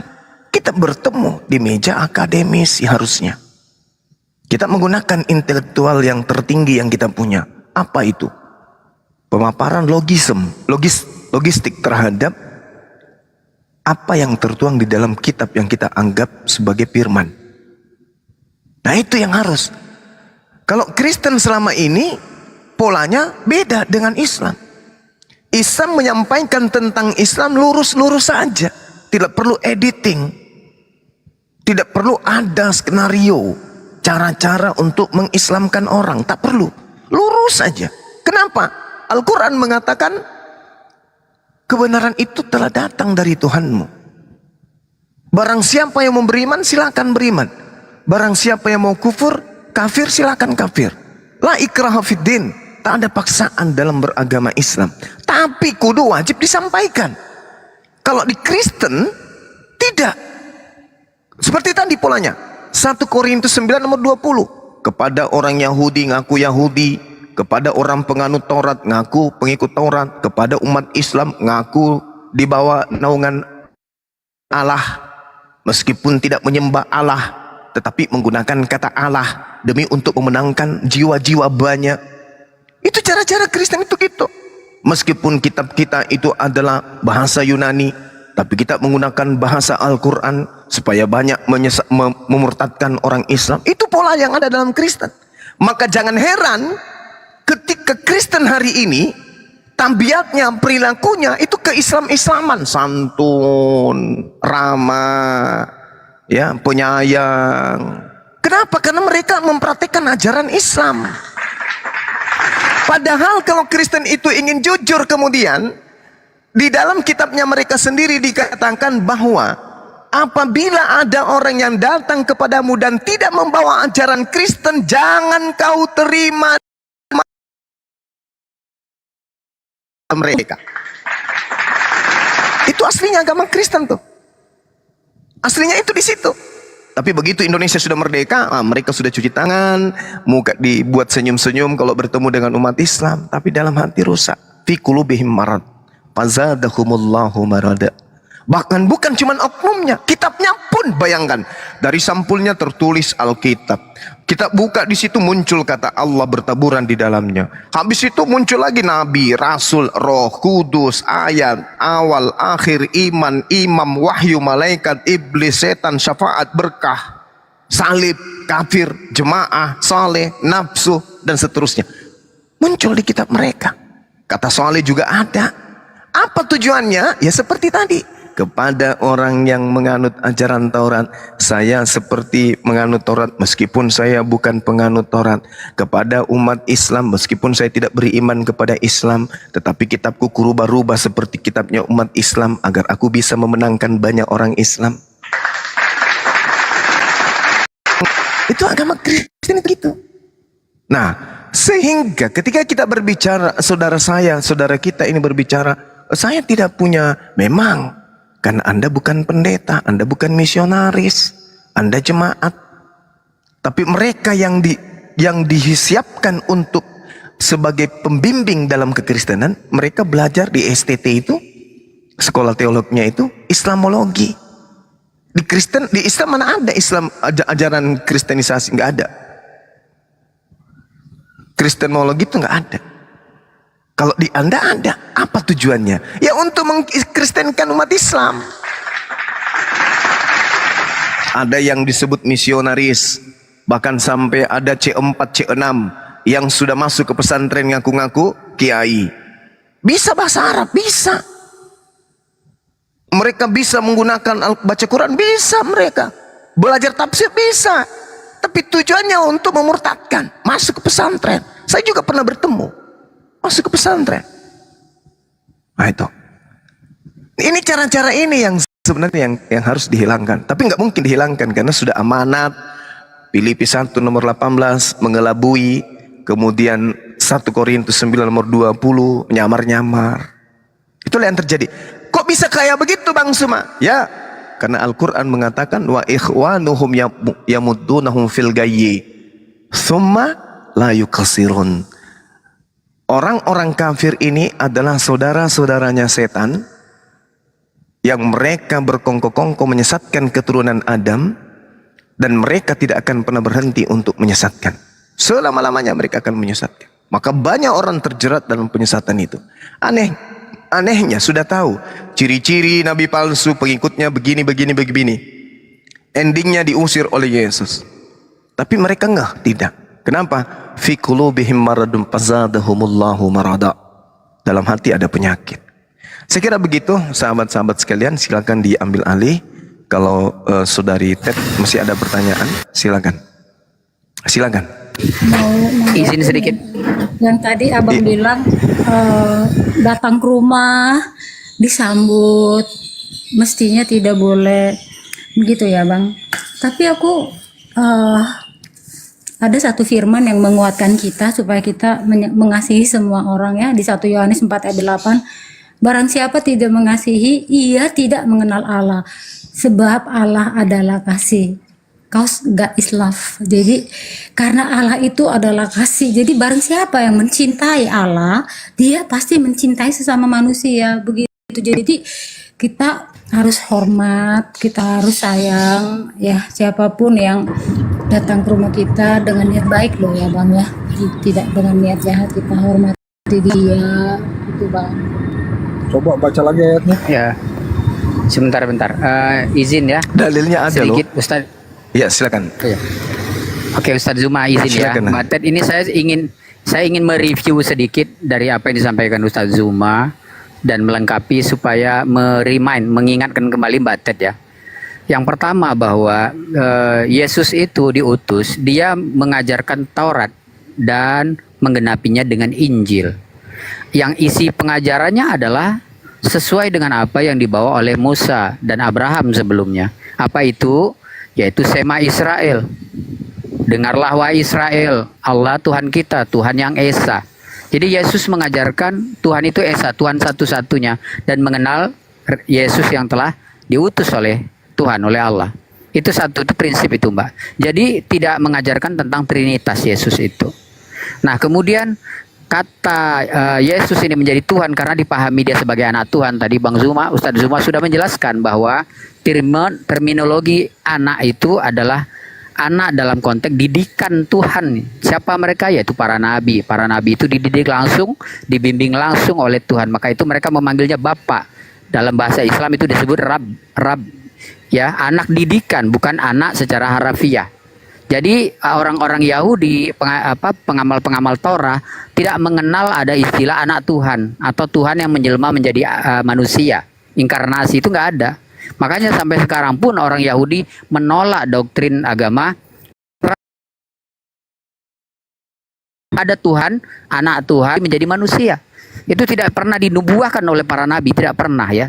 Tadi udah jelaskan tadi bahwa yang ternubuah itu yang ada itu yang bertemu Abraham itu adalah malaikat ya. Tuhan tidak pernah menjelma inkarnasi menjadi manusia. Nah itu. Kemudian Yesus juga tidak membatalkan Torah. Walau kiamat sekalipun langit dan bumi runtuh, tidak satu iot pun dari Taurat itu dibatalkan. Dan pengajaran yang utama dalam Torah itu adalah tadi tauhid. Ya, itu mengesahkan satu-satunya yang disembah yaitu Allah, Tuhan yang Esa. Ada orang mengatakan wahid dan ahad itu berbeda katanya. Kalau Tuhan Allah itu dia dua-dua sekaligus, dia wahid dan ahad. Ya, tunggal satu-satunya. Nah, karena kalau kata satu saja teman-teman Kristen kan menolak, masih ada dua, masih ada tiga. Tetapi Allah itu satu dan satu-satunya. Jadi tidak ada serupanya dalam segala hal, dalam quality, dalam quantity ya, dalam keunikan, dia absolut, hanya satu-satunya. Jadi itu pengajaran yang utama. Nah kemudian secara logik ini ya Mbak Ted ya, kami ini sebagai Muslim ya, tidak secara logik itu dalam beriman ditekankan menggunakan logik lebih dulu. Jadi beriman itu tidak dengan membuang akal. Tidak dengan membuang akal. Makanya ketika ada Tuhan dikatakan bisa inkarnasi masuk ke dalam perut perempuan, keluar dari kelaminnya, itu nggak ada yang percaya gitu, karena nggak make sense gitu. Tuhan saja melarang untuk menceroboh kehormatan orang lain. Bagaimana Tuhan bisa masuk ke dalam rahim perempuan gitu? Kemudian lahir menjadi manusia, itu nggak make sense itu. Ya padahal dia maha besar dan maha tinggi. Nah jadi ini sedikit tambahan, mudah-mudahan bisa buat renungan bagi Mbak Ted ya, bahwa dalam beriman itu dahulukan akal dan pikiran, baru kemudian akal itu kita ikuti dengan memahami wahyu yang Tuhan turunkan ya. Kini sedikit tambahan dari Ana, silakan Mbak Ted kalau mau ditanggapi atau dilengkapi teman-teman lain. Mau nanggapin bang siapa ini namanya bang Ol. Bang Al. Oh Bang Nal, ya selamat siang Bang Nal. Jadi Abang bilang eh, Allah reinkarnasi masuk ke dalam rahim Maria. Allah tidak sedang berinkarnasi, ya. Tetapi dengan Itu kemahakuasaannya, itu si bom suruh jauh dikit dulu itu. Ya, nggak dengeran bisa kayak. Bang. Dia melihat sesuatu yang tidak bisa kita lihat Bang. Serius loh. Bom ini memang sakti. Lanjut itu. Ciko namanya Bang. Gini Bang Nal, tadi kan Abang bilang, saya ulangi ya, Allah berinkarnasi di dalam rahim Maria, tidak berinkarnasi ya, tetapi dia mewujudkan dirinya di dalam rahim Maria menjadi manusia. Jadi gini, Allah itu disebut juga sumber kehidupan, mata air kehidupan, ya kan. Yesus pun dikatakan saya datang keluar dari Bapa, Roh Kudus juga dari Bapa. Jadi meskipun dia menjadi manusia, lalu dia mengutus rohnya kepada manusia, tidak ada berkurang dari dalam dirinya. Ibarat air mau mengalir kemana-mana, tetap selalu ada, begitu Bang. Jadi intinya Allah itu tidak berinkarnasi gitu loh. Pemahaman kita berinkarnasi kan manusia mati lalu nanti dia berinkarnasi ke makhluk, mau itu Tuhan, pohon, manusia. Tapi Allah tidak seperti itu Bang. Maaf, itu reinkarnasi ya. Kalau itu reinkarnasi beda dengan inkarnasi. Gitu. Jadi samakan. Bentar. Reinkarnasi dengan Ya, inkarnasi saya- itu berbeda. Oke, bentar, Tadi saya Abang tanggapi ya. bilang apa? Iya, saya tanggapi. Oke lah. Oke, apapun itu ya. Tetapi ketika Kristen meyakini, mengimani bahwa yang ada di perut Maria itu adalah Tuhan, ya, apapun itu, ya, maka itu adalah sesuatu yang mustahil gitu. Dia Tuhan gitu. Oke, saya upamakan begini ya. Tuhan itu bukanlah materi seperti manusia, ya. Dia bukan benda, bukan materi. Yang bersifat materi ini adalah kita manusia. Kita ini fana ya. Kita bergantung kepada Tuhan sepenuhnya. Tuhan tidak bergantung kepada makhluknya dalam segi apapun. Dia tidak membutuhkan. Nah, ketika ada manusia yang kita katakan sebagai Tuhan, maka itu otomatis gugur gitu. Manusia itu limited, dia terbatas. Dia untuk dia apa yang dia makan kemarin aja dia udah nggak ingat sekarang apa. Apa yang akan dia lakukan tahun depan mungkin dia udah lupa gitu. Apa yang dipikirkan tadi pagi gitu. Jadi terbatas. Nah, Yesus itu membuktikan bahwa dia dalam kehidupan dia tidak maha tahu. Ya, ditanya kapan buara dia nggak tahu, ditanya kapan kiamat dia nggak tahu gitu. Secara kekuasaan dia juga lemah, dia ketakutan, dia menggeletar. Jadi semua sifat-sifatnya adalah sifat-sifat manusia. Dan dia limited gitu, terbatas. Sedangkan Tuhan itu unlimited. Bagaimana mungkin kita bisa meyakini bahwa Tuhan yang tidak kita ketahui bentuknya itu kita katakan menjelma menjadi manusia. Nah, itu sama saja dengan kita mengasumsikan namanya, membuang logika kita dalam berpikir gitu. Ya, jangankan Tuhan bisa masuk dalam perut manusia, Maria itu, ya, saya rasa itu kaleng kerupuk aja masuk perut aja belum tentu bisa, apalagi Tuhan gitu kan logikanya kan. Nah, jadi kalau Anda katakan, "Oh, Tuhan kan Maha Kuasa, dia bisa melakukan apa saja sesuai dengan kualitas dan kapasitas dia gitu." Tapi kalau turun kualitinya itu tidak mungkin gitu. Dia mendowngrade dirinya sendiri, merendahkan dirinya. Itu satu hal yang tidak mungkin gitu. Sehingga hilanglah sifat ketuhanannya. Kan nggak make sense banget. Hilang sifat kesempurnaannya kalau dia menjadi manusia. Sehingga dia menjadi tidak sempurna. Dia terbatas. Berarti dia bukan Tuhan. Gugur semua udah itu klaimnya. Begitu. Jadi saya cuma ingin menekankan bahwa gunakan logika Anda gitu dalam berpikir. Ya, jangan dogma yang Anda gunakan, tapi logika lebih dulu. Nah, baru sekarang kita ikutkan dalil, oke ya, kitab ya. Tidak satu ayat pun di dalam Bible itu Yesus mengaku dirinya sebagai Tuhan. Tidak ada. Jadi klop antara logika dan wahyu. Oke, lanjut host. Silakan itu ditanggapi itu. Memang gitu Bang Nal. Kembali lagi, kalau kita samakan Tuhan itu dengan kita, dengan cara berpikir kita, semuanya impossible Bang. But for God nothing impossible. Buat Tuhan tidak ada yang mustahil. Jadi perjalanannya perjalanannya, rencananya menjadi manusia itu sudah lama dinyatakan gitu loh. Dimulai dari Abraham, Ishak, Yakub kepada Daud, itu semua udah diberitahu rancangannya begitu. Sampai ada ayat, satu waktu aku kasih tahu ayatnya, aku baca nggak sempat nulis, aku akan langsung datang menyelamatkan umatku. Itu yang ada lagi ayat lain, sebentar Bang Lan, ayat lain mengatakan seperti ini Bang, aku akan merawat, memelihara mereka, tapi mereka tidak kenal dengan aku. Maka di ayat lain di perjanjian lama Yesus datang tetapi tidak dikenal karena Yesus datang dari surga. Jadi dunia tidak mengenalnya Bang. Begitu. Oke. Silakan Abang bisa baca Alkitab Bang untuk nambah pengetahuan dan wawasan. Oke, Mbak Ted dengarkan ya. Mbak Ted katakan tadi dinubuahkan, tapi di dalam Taurat itu clear dikatakan bahwa Tuhan bukan manusia sehingga dia berdusta dan menyesal, ya. Kenapa? Artinya ya, dalam tafsiran rabi-rabi ya di kalangan Yahudi mengatakan bahwa ya, kalau ada manusia mengaku sebagai Tuhan, maka dia pendusta. Itu maknanya. Jadi Tuhan itu bukan manusia. Karena apa? Sifat manusia itu adalah berdusta dan suka menyesal. Jadi tidak mungkin Tuhan menjelma menjadi manusia. Dan kemudian di ayat lain dikatakan, aku adalah Elohim, aku bukan manusia. Jadi itu sudah clear, gitu. Dia sudah katakan seperti itu, bahwa di dalam Taurat itu sifat Tuhan itu kekal, dia abadi ya, dan dia tidak berubah. Seperti itu Mbak. Jadi nubuah yang Mbak katakan itu ya itu belum ada nama Yesus di situ. Jadi itu semacam tafsiran yang tidak tepat menurut saya itu ya. Tidak tepat Mbak, karena memang tidak ada dia nubuahkan tentang Yesus. Kalau tentang Mesias ada mungkin ya, tapi bukan dia sebagai Tuhan. Karena makna Mesias itu adalah 11-12 sama Nabi, sama Rasul. Bukan dalam makna ilahi. Itu yang harus dipahami, bukan sebagai ilahi, tetapi sebagai utusan, sebagai Nabi, sebagai Rasul. Ya itu memang benar. Seperti itu. Ayo lanjut Ros. Ya, silakan Guru Ndak, ditanggapi Guru Ndak. Iya, gimana? Assalamualaikum. Sambil jogging kita. Bos, mohon izin. Waalaikumsalam warahmatullahi wabarakatuh. Ya, assalamualaikum Bang Zuma.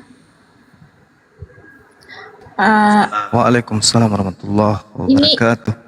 Ini saya mau minta Bang Zuma, tolong jelaskan pada Ibu Teti saat kejadian Bani Israel ingin melihat Tuhan. Saya hanya meminta dan memohon pada Bang Zuma, tolong dijelaskan apa yang terjadi saat Bani Israel meminta kepada Nabi Musa ingin melihat Tuhan. Apa yang terjadi saat itu? Itu saja. Terima kasih. Terima kasih Kak. Ya, silakan Guru Ndak. Iya. Kalau di dalam Bible Keluaran 33 nomor 20 tidak ada kemudian yang bisa melihat Tuhan itu bisa hidup. Itu satu. Kalau di Al-Quran dalam surat Taha, Nabi Musa alaihissalam mengatakan, aku tahu engkau ada. Engkau tahu bahwa engkau itu pasti ada. Melihatmu. Aku penasaran ya Rabb, aku ingin melihatmu. Kamu itu wujudnya kayak mana? Keberadaanmu itu seperti apa? Tapi Allah menjawab apa? Lantarani, kamu tidak akan pernah sanggup melihatku. Makanya benar yang dikatakan oleh Bang Al tadi, Tuhan itu bukan anak manusia dan bukan manusia dan bukan anak manusia. Sedangkan Yesus manusia dan anak manusia. Berarti Yesus bukan Tuhan. Nah sekarang kalau itu dipaksakan, di dalam Yesaya 43 nomor 10, Tuhan sudah mengangkat saksi di situ. Mengangkat saksi. Dikatakan engkaulah saksi-saksiku. Tidak ada Tuhan yang dibentuk sebelum aku. Dan tidak ada Tuhan yang dibentuk setelahku.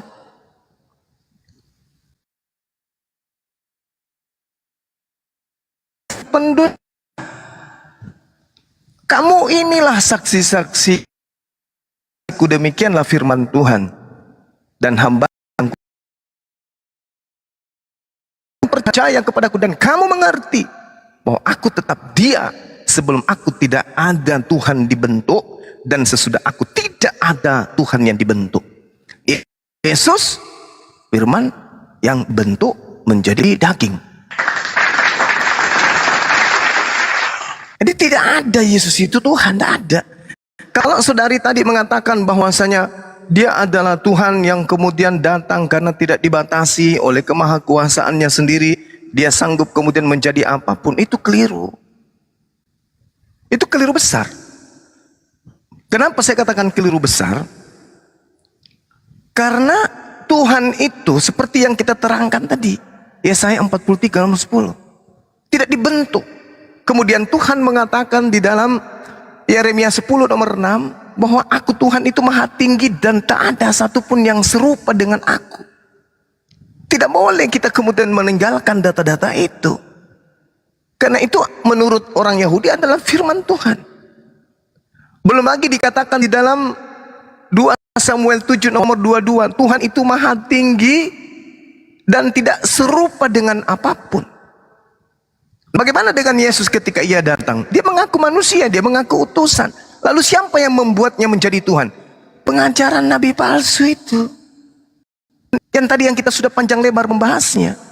Kenapa orang Kristen itu kemudian bertahan dengan pola ini? Karena orang Kristen harus punya keturunan yang ketemu dengan Yesus. Yang diusir. Kristen harus punya keturunan yang beranak cucu sampai datangnya Yesus yang kedua kali. Karena mereka yang akan diusir nanti. Pada waktu itulah aku akan berterus terang kepada mereka, enyahlah daripadaku, kalian semua adalah pembuat kejahatan. Jadi kalau Kristen hilang hari ini tidak tergenapi.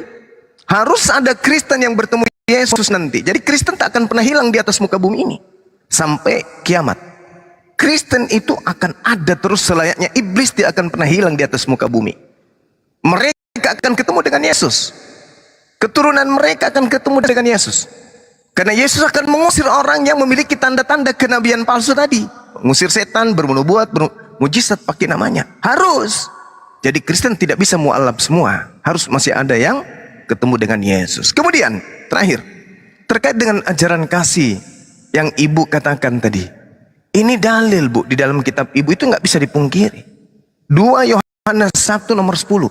Jikalau seorang datang kepadamu dan dia tidak membawa ajaran Kristen, janganlah kamu menerima orang itu di dalam rumahmu dan janganlah memberi salam kepadanya. Data nomor 11-nya, barang siapa melakukan itu, memberi salam kepada orang di luar Kristen, menerima tamunya di dalam rumahnya yang bukan Kristen, dikatakan oleh data nomor 11-nya, maka dia adalah bagian dari kejahatan. Nah, Matius 13 nomor 50, orang yang berbuat kejahatan akan dilemparkan ke dalam api neraka. Jadi kalau Kristen itu bermanis-manis kepada Islam, memberi salam kepada Islam, menerima Islam sebagai tamu di rumahnya, maka dia akan masuk ke dalam neraka. Apa dalilnya? 2 Yohanes 1 nomor 10 dan 11. Ini dalil. Ini dalil. Kalau dikatakan bahwa kasihilah musuhmu dan seterusnya, Al-Quran memang sudah mengatakan itu. Innamat takhaztum min dunillah awthana mawaddata bainikum fil hayatid dunya. Sesungguhnya mereka itu hanya memiliki perasaan kasih dan sayang di antaranya hanya dalam kehidupan dunia saja. Jadi kasihnya itu hanya sebatas duniawi. Itu Al-Quran mengatakan. Dan Al-Quran juga mengatakan nanti di hari kiamat orang-orang Kristen ini akan saling mengutuk satu sama lain. Kenapa? Gara-gara ente saya menyembah Yesus. Bukan aku juga diajarin sama nenekmu. Nenekmu tuh yang ngajarin kita. Sang nenek juga bicara, enak aja, saya kan diajarin sama buyutmu. Si buyut juga mengatakan begitu. Saya hanya menerima ajaran dari Belanda. Belanda juga mengatakan, ini diajarkan sama nenek moyang kami dari Roma. Romawi juga akan mengatakan, yang ngajarin ini adalah Paulus. Paulus akan mengatakan apa? Ini saya terima dari siapa? Ayo ngomong Paulus, dari mana kau dapatkan ajaran ini? Dari diriku sendiri. Gak ada sampai ke Yesus, karena Yesus tak mengajar itu, tak mengenal itu. Jadi sekali lagi saya katakan, orang Kristen kalau mendalami materi kitabnya, 2 Yohanes 1 nomor 10, itulah tanda Kristen itu yang sebenarnya. Jangan memberi salam kepada orang Islam, jangan terima Islam di dalam rumahmu sebagai tamu. Barang siapa melakukan itu berarti dia bagian dari kejahatan. Dan siapa yang berbuat jahat itu masuk ke neraka. Itu dalil, saya tidak mengada-ngada, itu dalil. Boleh dibaca dari data nomor 1 di 2 Yohanes 1 ini sampai data nomor 11. Silakan Anda baca. Semua di situ tertuang. Seperti apa harusnya Kristen berlaku terhadap di luar Kristen. Itu data. Kalaupun dia berkasih sayang, kasih sayangnya hanya di dunia. Itu. Jadi saya rasa terkait dengan Yesus sudah jelas dari Bang Al tadi. Tuhan tidak akan mungkin melepaskan dirinya menjadi Tuhan, karena Tuhan tidak pernah berhenti menjadi Tuhan. Kapan Tuhan menjadi manusia, berarti Tuhan berhenti menjadi Tuhan. Seketika dia menjadi manusia. Ibarat pesawat ada pilot, kalau pilotnya berubah menjadi alam semesta ini. Kalau Tuhannya berubah menjadi manusia, waduh, alam semesta ini akan hancur lebur. Kenapa? Tak ada lagi Tuhan, sudah berubah jadi manusia dia. Yang kita tidak habis pikir ketika Tuhan masih dalam rahim. Ketika Tuhan jadi bayi, bahaya, hancur. Makanya konsep Kristen ini adalah konsep mati. Demikian dari saya, terima kasih. Silakan. Ya, kita sambut dulu yang baru datang. Bang Hendra, selamat siang. Bang Hendra, selamat siang Bang. Halo. Bang Hendra. Bang Hendra. Lah, nyungsep. Silakan Ito ditanggapi Ito. Maaf dulu Caca, Ito menanggapi. Nanti hilang pertanyaan. Apa Bang? Aku kalau menghilang berarti aku Pemberitahuan dulu ya teman-teman, karena Kristen 1 ya, kursi 1 yang kosong ini buat Kristen ya. Ya, terima kasih. Yang naik Kristen aja, nanti kesannya dikeroyok Ito, nanti nangis Ito nanti. Ya, silakan ya. Ito ditanggapi Ito. Ya, baik. Tadi ibu siapa yang bilang itu, tolong Bang Juma kasih tahu Ted bahwa kok Tuhan lahir dari manusia, begitu ya tadi. Kayaknya seperti itu ya. Nah, itulah yang selalu di apa ya bahasanya ya, dikumandangkan atau diucapkan setiap hari Minggu bersama-sama di gereja, mengatakan bahwa aku percaya kepada Yesus Kristus, anaknya yang tunggal Tuhan kita, lahir dari Roh Kudus, yang dikandung Roh Kudus, lahir dari anak darah Maria. Jadi dikatakan dia anak Maria itu karena lahir dari Maria. Sesungguhnya Yesus itu bukan kayak saya nih, mama saya namanya Santi, Teti itu anaknya Bu Santi, karena memang dari janin, dari pembuahan, ovum dan sperma, saya dikandung mama saya.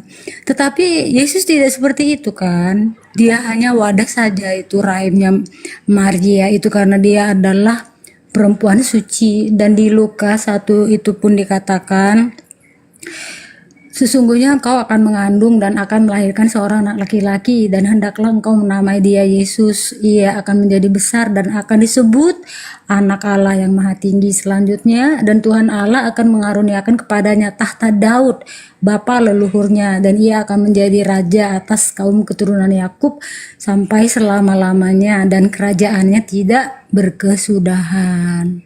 Begitu. Tapi kembali lagi Bang Juma, saya itu kalau misalkan ada orang pun datang ke rumah gitu ya, ya kita baik-baik saja gitu loh Bang. Nggak pernah kita curiga, atau kita nggak pernah berpikir orang itu mau berbuat jahat, nggak pernah gitu loh Bang. Karena aku dari kecil tuh diajarkan kasihilah sesamamu, begitu Bang. Jadi aku menganggap semua orang itu ya baik-baik aja. Dan aku pikir juga walau penjahat pun kalau kita baik, dia nggak mungkin ngejahatin Bang. Seperti itu. Seperti tadi ayat itu, God is love. Allah itu adalah kasih. Barang siapa tidak mengasihi sesama, tidak mengasihi Allah. Bagaimana kita mengasihi Allah yang tidak kelihatan, tetapi kita tidak mengasihi sesama kita? Jadi kata Tuhan, gak mungkin kalau kamu mengasihi aku, kamu mengasihi sesamamu manusia. Jadi kita harus menerapkan itu, mengimplementasikan itu dalam kehidupan kita sehari-hari. Kita mengasihi semua orang. Dan kita punya suatu keyakinan juga ya Bang, kalau orang mau niat jahat, pasti Tuhan bisa nanti buat ubah lagi orang itu jadi baik, Bang. Kayak gitu yang aku pahami, kayak gitu loh. Iya, mungkin karena apa ya? Karena sudah bertetangga dengan Islam.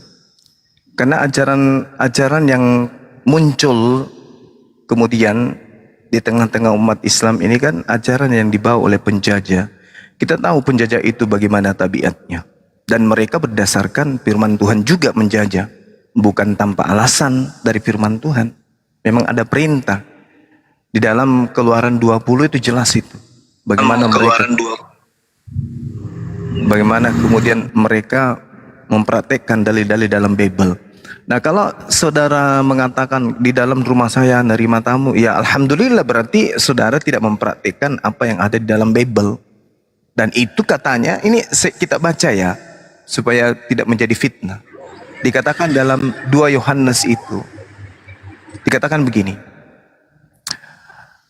di data nomor 11-nya, jikalau seorang datang kepadamu dan ia tidak membawa ajaran ini, ajaran Kristen, janganlah kamu menerima dia di dalam rumahmu, dan janganlah memberi salam kepadanya.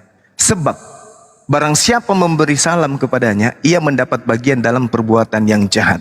Matius 15 nomor 50, 13-50. Buat dalam neraka. Ini dalil. Berikan kepada saudari saya nih, Anda mau melanggar dalil Anda atau Anda mau memperhatikan, ya la ikraha fiddin, itu kan kitab Anda, bukan kitab saya. Dan di situ dikatakan perikopnya, tetaplah di dalam ajaran Yesus. Ini jelas nih. Dan di situ tidak bercerita tentang perang. Ini damai sejahtera, orang lagi tenang dan dalam keadaan tak ada huru-hara. Tetapi dinyatakan seperti itu. Setiap orang yang tinggal di dalam ajaran Kristus, tetapi yang melangkah kamu keluar dari situ, tidak memiliki Tuhan. Barang siapa tinggal di dalam ajaran Yesus, ia memiliki bapa ataupun memiliki anak. Jikalau seorang datang kepadamu dan ia tidak membawa ajaran ini, janganlah kamu menerima dia di dalam rumahmu, dan janganlah memberi salam kepadanya. Sebab barang siapa memberi salam kepadanya, ia dapat bagian dalam perbuatan yang jahat. Jadi Ya, ayatnya di mana itu, Bang? Tadi Bang tolong. 2 Yohanes 1 nomor 10 nomor 11. Iya, yang Matiusnya, Bang. Matius 7 nomor 15, Matius 13 nomor 50. Oh, oke. Makasih, Bang. Ntar saya Oke. baca. Siap. Silakan teman-teman yang lain. Bang. Ya, tadi saya mau nanya itu ayatnya yang tadi yang bilang harus mengasihi itu ayat berapa itu? Bang, Kalau ngomong bagaimana kita mengasihi Allah kalau kita tidak mengasihi, kata itu tadi ayat berapa itu toh? ntar. Tadi nggak sempat dulu. Aku cari dulu ya. Iya. Sabar. Allah itu kasih. Tunggu ya, Bang. Iya. Siap. Mana tadi? 1 Yohanes 4 ayat 8, Bang. 1 Yohanes 4 ayatnya yang ke-8. 1 Yohanes 4 nomor punggung 8 Ayat ya. yang ke-8, iya. Coba kita baca dulu. Baca, Bang. Barang siapa tidak mengasihi, ia tidak mengenal Allah, sebab Allah adalah kasih. Tapi tadi itu bilang katanya barang siapa tidak mengasihi sesama, itu nambahin ya. Coba Jangan diulang, tambahin. Bang Glenn. Bang Glenn Barang gimana siapa, barang? barang siapa tidak mengasihi, Iya. ia tidak mengenal Allah. Iya. Nah tadi itu nambahin sesama dari mana itu? Iya, yang kita Soal- kasih iya. apa, Bang? Semuanya kan, alam semesta, manusia kan gitu, Iya. Bang. Tapi kan kata pendetanya kemarin, kata pendeta Melatok yang merubah-rubah itu setan itu, iblis. Jangan Terus kan dirubah lah gitu itu. ya, kan gitu yang bilang kita Iya. nggak merubah, Bang, tapi kita Jangan dirubah itu. Itu Melatok yang Jadi- ngomong, pendeta lo itu.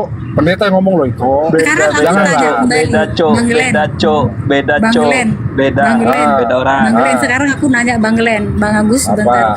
Bagaimana Abang memahami ayat ini? Aku tanya sendiri lagi kepada Abang.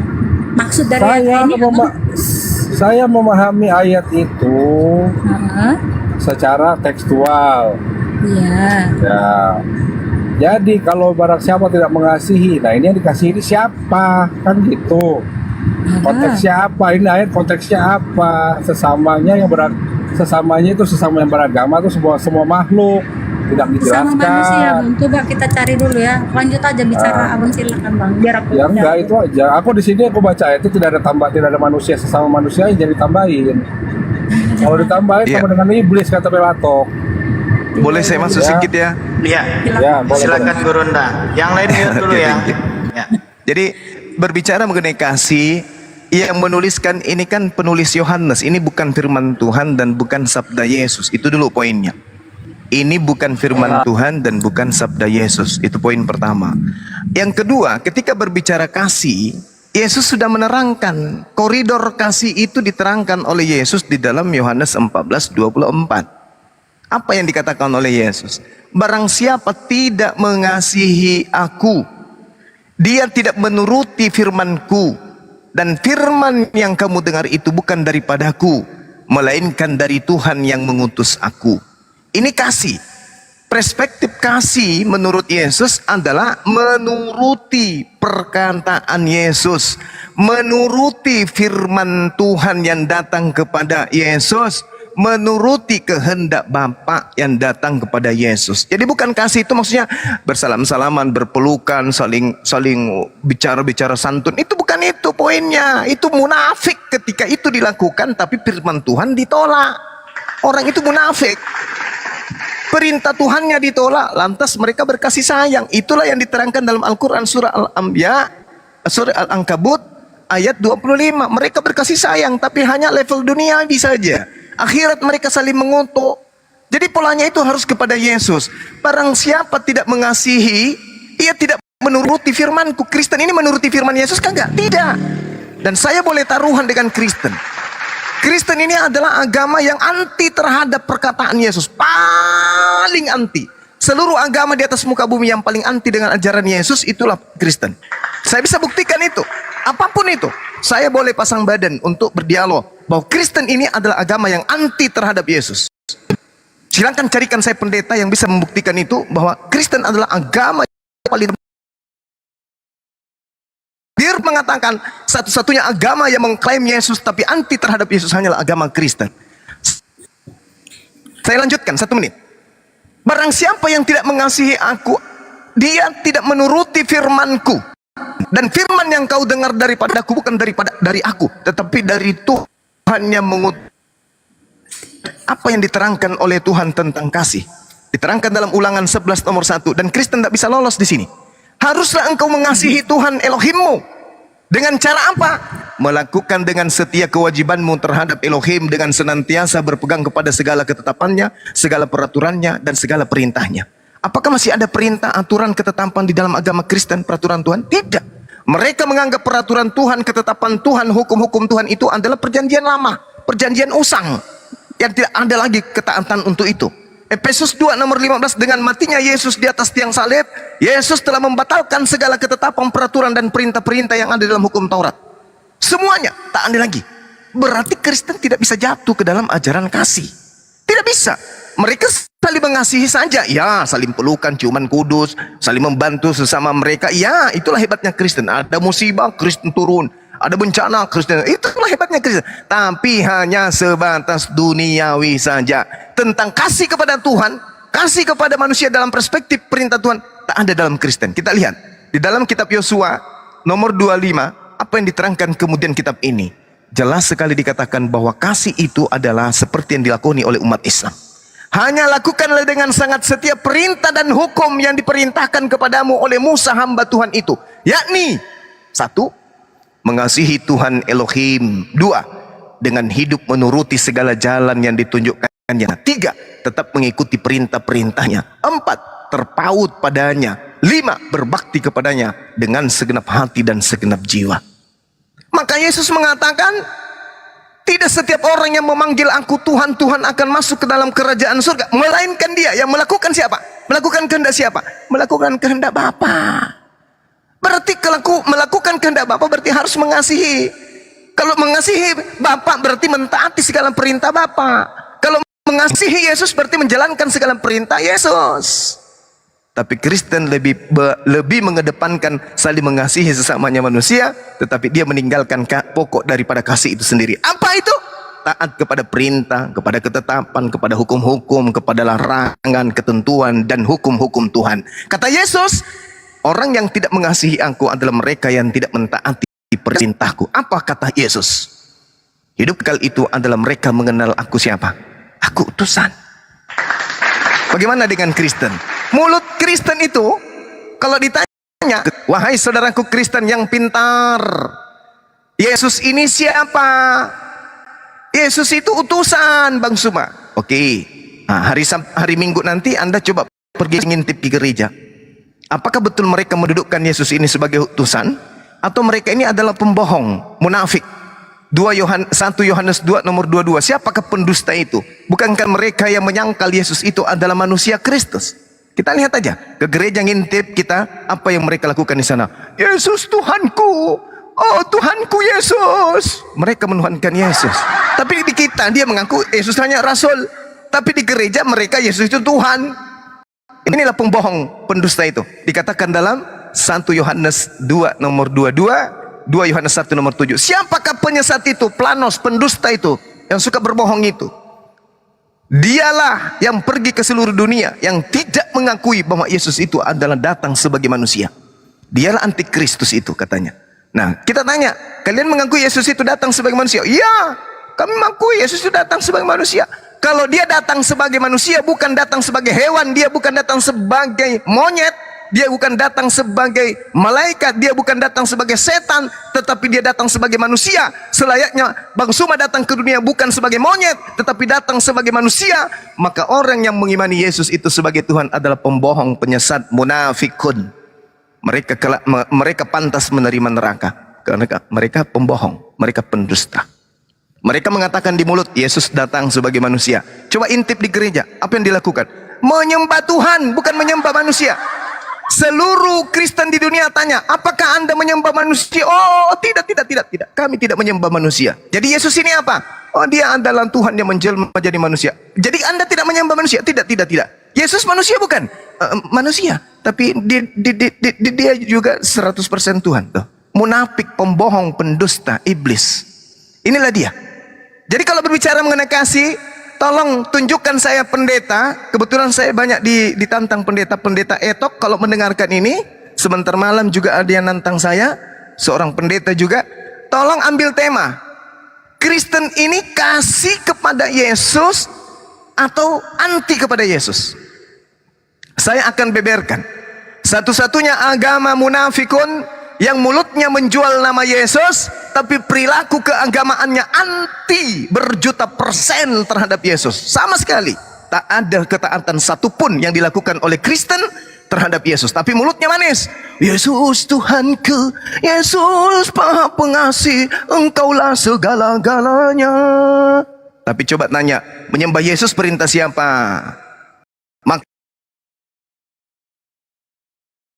Merasulkan Paulus perintah siapa? Membuat kitab perjanjian baru ini perintah siapa? Ibadah minggu perintah siapa? Tidak bersunat perintah siapa? Menyanyi di gereja perintah siapa? Masuk di rumah ibadat duduk siapa perintahkan? Masuk di rumah ibadat tanpa menggunakan kerudung perintah siapa? Masuk rumah ibadat tanpa wudhu, tanpa mandi tahir perintah siapa? Pakai sepatu masuk gereja perintah siapa? Ke gereja tidak ke sinagoge perintah siapa? Tak ada satupun prosesi kekristenan itu bermuara ke Yesus. Tak ada satupun. Sekali lagi, satupun tak ada perintah Yesus yang dilakoni oleh Kristen. Tapi mulutnya berbusa, Yesus, Yesus. Tapi semuanya itu tertolak oleh Yesus itu sendiri. Apa kata Yesus? Pada hari itulah aku akan berterus terang kepada mereka. Enyahlah daripadaku. Kalian semua adalah pembuat kejahatan. Tunggu aja waktunya. Demikian. Sekali lagi pesan ini kepada pendeta. Kalau Anda mendengarkan saya, piti-piti ini dibuat tantangan kepada pendeta siapapun untuk membuktikan bahwa Kristen itu adalah ajaran anti Yesus, anti Mesias, anti Kristus. Itulah Kristen. Dan saya bisa buktikan itu. Silakan. Kalau ada tanggapan silakan. Ya, aku mau nanggapin tadi pertanyaan Bang Glenn dulu ya. Apa yang Bang Jumas sampaikan itu betul. Kita mengatakan mengasihi Yesus tapi kita tidak melakukan perintahnya. kita berbohong. Itu betul banget ya. Jadi tidak konsisten antara kita mengatakan mengasihi Yesus tapi kita jauh dari perintah dan larangannya, kita berbohong. Nah, tadi aku mau nanggapin Bang Glenn Daniel mengenai kasih ya, God is love itu. Gini loh Bang Glenn, mengasihi di situ artinya kita mengasihi sesama, dan Yesus juga bersaksi lah, katakan Yesus bersaksi atau Yesus berfirman ya, kita baca, aku baca ya dari ayat 36. Guru, hukum manakah yang terutama dalam hukum Taurat? Jawab Yesus kepadanya, kasihilah Tuhan Allahmu dengan segenap hatimu dan dengan segenap jiwamu dan dengan segenap akal budimu. Itulah hukum yang pertama dan yang terutama dan yang pertama. Dan hukum yang kedua yang sama dengan itu, ya garis bawahi, yang sama dengan itu ialah yang sama dengan God is love tadi, ialah kasihilah sesamamu manusia seperti dirimu sendiri. Pada kedua hukum inilah tergantung seluruh hukum Taurat dan kitab para nabi. Begitu Bang Glenn. Lanjut Bang Juma. Sedikit mau nambahin, izin ya Guru Nda. Begini Mbak Ted. Jadi ajaran kasih itu banyak yang salah paham ya. Bagaimana ajaran kasih yang sebenarnya ya? Allah itu maha pengasih, maha penyayang. Karena dia mengasihi dan sayang sama hambanya, dia utus para nabi. Itu yang dijelaskan Guru Nazuma tadi. Allah ya, Tuhan itu kasih kepada hamba, kepada manusia itu dengan cara mengutus nabi dan rasul sebagai utusan. Bukan dianya sendiri yang turun menjadi utusan, bukan. Terus dia membunuh dirinya untuk dirinya sendiri. Itu bukan ajaran kasih, itu nama apa? Mohon maaf ya, itu namanya ya ketololan gitu loh. Tuhan seperti tidak berpikir kalau begitu. Tapi yang make sense itu adalah Tuhan mengutus para nabi, lalu para nabi dan rasul itu membimbing manusia supaya tidak tersesat, tidak berbuat dosa, tidak berbuat maksiat, sehingga dia tidak diazab nanti di dalam api neraka. Itulah bukti rasa kasih sayang Tuhan kepada hambanya, ya. Jadi bukan dengan cara dia menumbalkan dirinya. Apalagi itu tidak diajarkan di dalam pengajaran Abraham, Taurat ya, maupun Yesus sendiri tidak mengajarkan itu. Di mana seorang itu mati akan menanggung dosanya masing-masing, bukan ditimpakan kepada orang lain ya. Jadi seperti itu konsepnya ajaran kasih itu. Nah, mungkin ini sedikit saja ya. Silakan yang lain. Silakan Guru Nda. Kasih itu ada dua kan, bahkan tiga. Kalau kita mendengarkan secara seksama di Bible itu kita baca. Yang pertama kasih kepada Tuhan. Percuma kasih kepada Yesus kalau tidak kasih kepada Tuhan. Yang kedua, percuma kasih kepada Tuhan, percuma kasih kepada Yesus kalau tidak kasih kepada manusia. Tetapi pola yang benar adalah ketika manusia itu kasih kepada Tuhan, sudah pasti kasih kepada Yesus. Ketika kasih kepada Tuhan dan kasih kepada Yesus, sudah pasti kasih kepada manusia. Tetapi sebaliknya, kasih kepada manusia belum tentu kasih kepada Yesus. Kasih kepada Yesus belum tentu kasih kepada Tuhan. Makanya dikatakan hukum utama dan terutama. Yang pertama apa? Kasih kepada Tuhan. Berarti kehidupan kita sebagai makhluk yang utama adalah mentaati perintah-perintah Tuhan. Di sini Kristen gugur. Kenapa gugur Kristen dikasih utama? Karena Kristen diajarin oleh Sang Paulus untuk tidak lagi menjalankan perintah-perintah Tuhan. Efesus 2 nomor 15. Dengan matinya Yesus membatalkan hukum Taurat beserta seluruh ketetapan yang ada di dalamnya. Makanya di dalam suratnya kepada orang-orang Ibrani, dalam kitab Ibrani 6 nomor 1 dikatakan, marilah kita meninggalkan perintah-perintah pertama. Begitu juga di dalam Galatia 3 nomor 23 dan seterusnya. Kita tidak boleh lagi hidup di bawah hukum Taurat. Begitu juga dalam surat Roma 3 dan Roma 7. Tidak, sebab marilah kita meninggalkan hukum Taurat. Sebab tidak ada orang yang bisa selamat dengan hukum Taurat. Sedangkan kasih itu harus Taurat. Kehendak Bapakku yang ada di surga itu Taurat. Yeremia 31 nomor 31 sampai 33. Aku akan membuat perjanjian baruku dengan Bani Israel dan Bani Yehuda. Aku akan memasukkan hukum Taurat ke dalam batin setiap Bani Israel.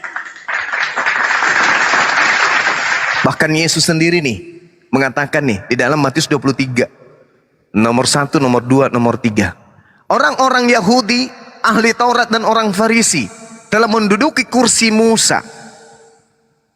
Tetapi jangan kau mengikuti mereka, sebab mereka mengatakan tetapi mereka tidak mempraktekkan. Lalu apa bedanya dengan Kristen hari ini? Mereka mengambil kitabnya orang Yahudi, menerjemahkannya dalam bentuk Septuaginta. Setelah itu menempelkan dengan kitab mereka satu bundel menjadi clipping, tetapi mereka tidak mempraktekkan. Hukum Tuhan mengatakan A, mereka melakukan B. Hukum Tuhannya mengatakan A, mereka kemudian mempraktekkan Z. Itulah Kristen. Jadi tidak ada pola di dalam Kristen itu kasih. Satu kasih kepada Tuhan, mereka sudah tidak. Makanya kenapa mereka menyembah manusia? Karena mereka tidak mau lagi taat kepada perintah Tuhan untuk menyembah kepada Tuhan yang benar. Dikatakan kemudian oleh Tuhan, akulah Tuhan, aku pencemburu, jangan ada ilah lain di hadapanku. Tapi mereka tidak peduli. Oh, Yesus itu kan kamu sendiri Tuhan, yang datang mengambil rupa manusia. Kan itu kamu sendiri, maka kami menyembahmu melalui Yesus. Ini sama dengan pagan Quraisy, menyembah Allah dengan menggunakan perantaraan patung, berhala.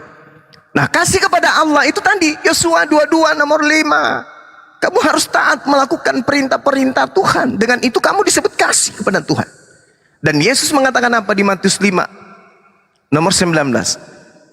Barang siapa yang meniadakan hukum Tuhan, meskipun yang paling terkecil, dan mengajarkan kepada anaknya, mengajarkan kepada istrinya, mengajarkan kepada suaminya, mengajarkan kepada orang lain, maka dia akan menempati tempat terendah di dalam kerajaan langit alias neraka.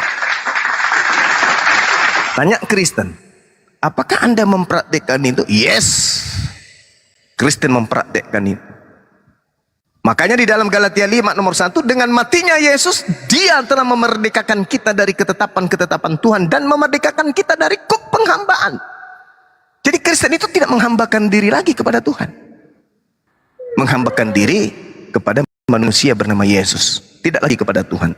Tetapi manusia Yesus ini dipaksakan menjadi Tuhan, padahal sudah nyata dalilnya. Enyahlah daripadaku kalian semua adalah pembuat kejahatan. Itu kasih kepada Tuhan sudah tidak berlaku, kasih kepada Yesus juga tidak berlaku. Di Kristen itu nggak ada berlaku. Makanya saya katakan saya berani berdialog dengan pendeta. Kristen ini adalah agama anti Kristus, anti Yesus, tetapi membawa-bawa nama Yesus. Oh, kemana-mana kami ini adalah anak-anak Yesus, kami ini adalah pengikut Yesus, Yesus, Yesus, Yesus, Yesus. Tapi di mulut aja. Implementasi ritual mereka, implementasi prosesi ibadah mereka, semua hal yang bertentangan dengan ajaran yang terlontar dari mulut Yesus. Tapi Kristen mengasihi, yes, mereka hanya ada level itu. Mereka mengasihi, menolong orang, membantu orang, orang gila dikumpulkan semua, dimandikan, diobatin, habis itu mereka baptis. Orang kena bencana datang bawa Indomie, bawa ini dan seterusnya, habis itu mereka dibaptis. Orang kena penyakit, orang yang putus sekolah, orang yang tidak ada duit, mereka datangkan, mereka bantu. Itu ajaran kasih mereka. Itulah Kristen, ajaran kasih kepada sesama manusia. Betul. Tetapi kasih kepada Tuhan tak ada, kasih kepada Yesus tak ada. Inilah yang dikatakan oleh Al-Qur'anul Karim, mawaddata bainikum fil hayatid dunya. Mereka hanya saling memiliki perasaan kasih sayang di antara mereka hanya dalam kehidupan duniawi saja. Tapi nanti di akhirat mereka akan saling mengutus satu sama lain. Ah, gara-gara mama aku menyembah Yesus. Gara-gara papamu itu yang ngajarin kita. Papa mengatakan, tidak, itu gara-gara nenekmu. Neneknya juga mengatakan, saling mengutuk mereka. Ini yang dikatakan oleh Al-Quran. Summa yaumal qiyamah, akan tetapi di hari kiamat, yakfuru ba'dukum bi ba'din wa yal'anu ba'dukum ba'da. Wa ma'wakumun nar wa ma lakum min nasirin. Kemudian nanti pada hari kiamat sebagian mereka kemudian saling mengingkari dan saling mengutuk satu sama lain. Ayah mengutuk ibunya, ibunya mengutuk suaminya, suaminya mengutuk kakeknya, kakeknya mengutuk eyangnya.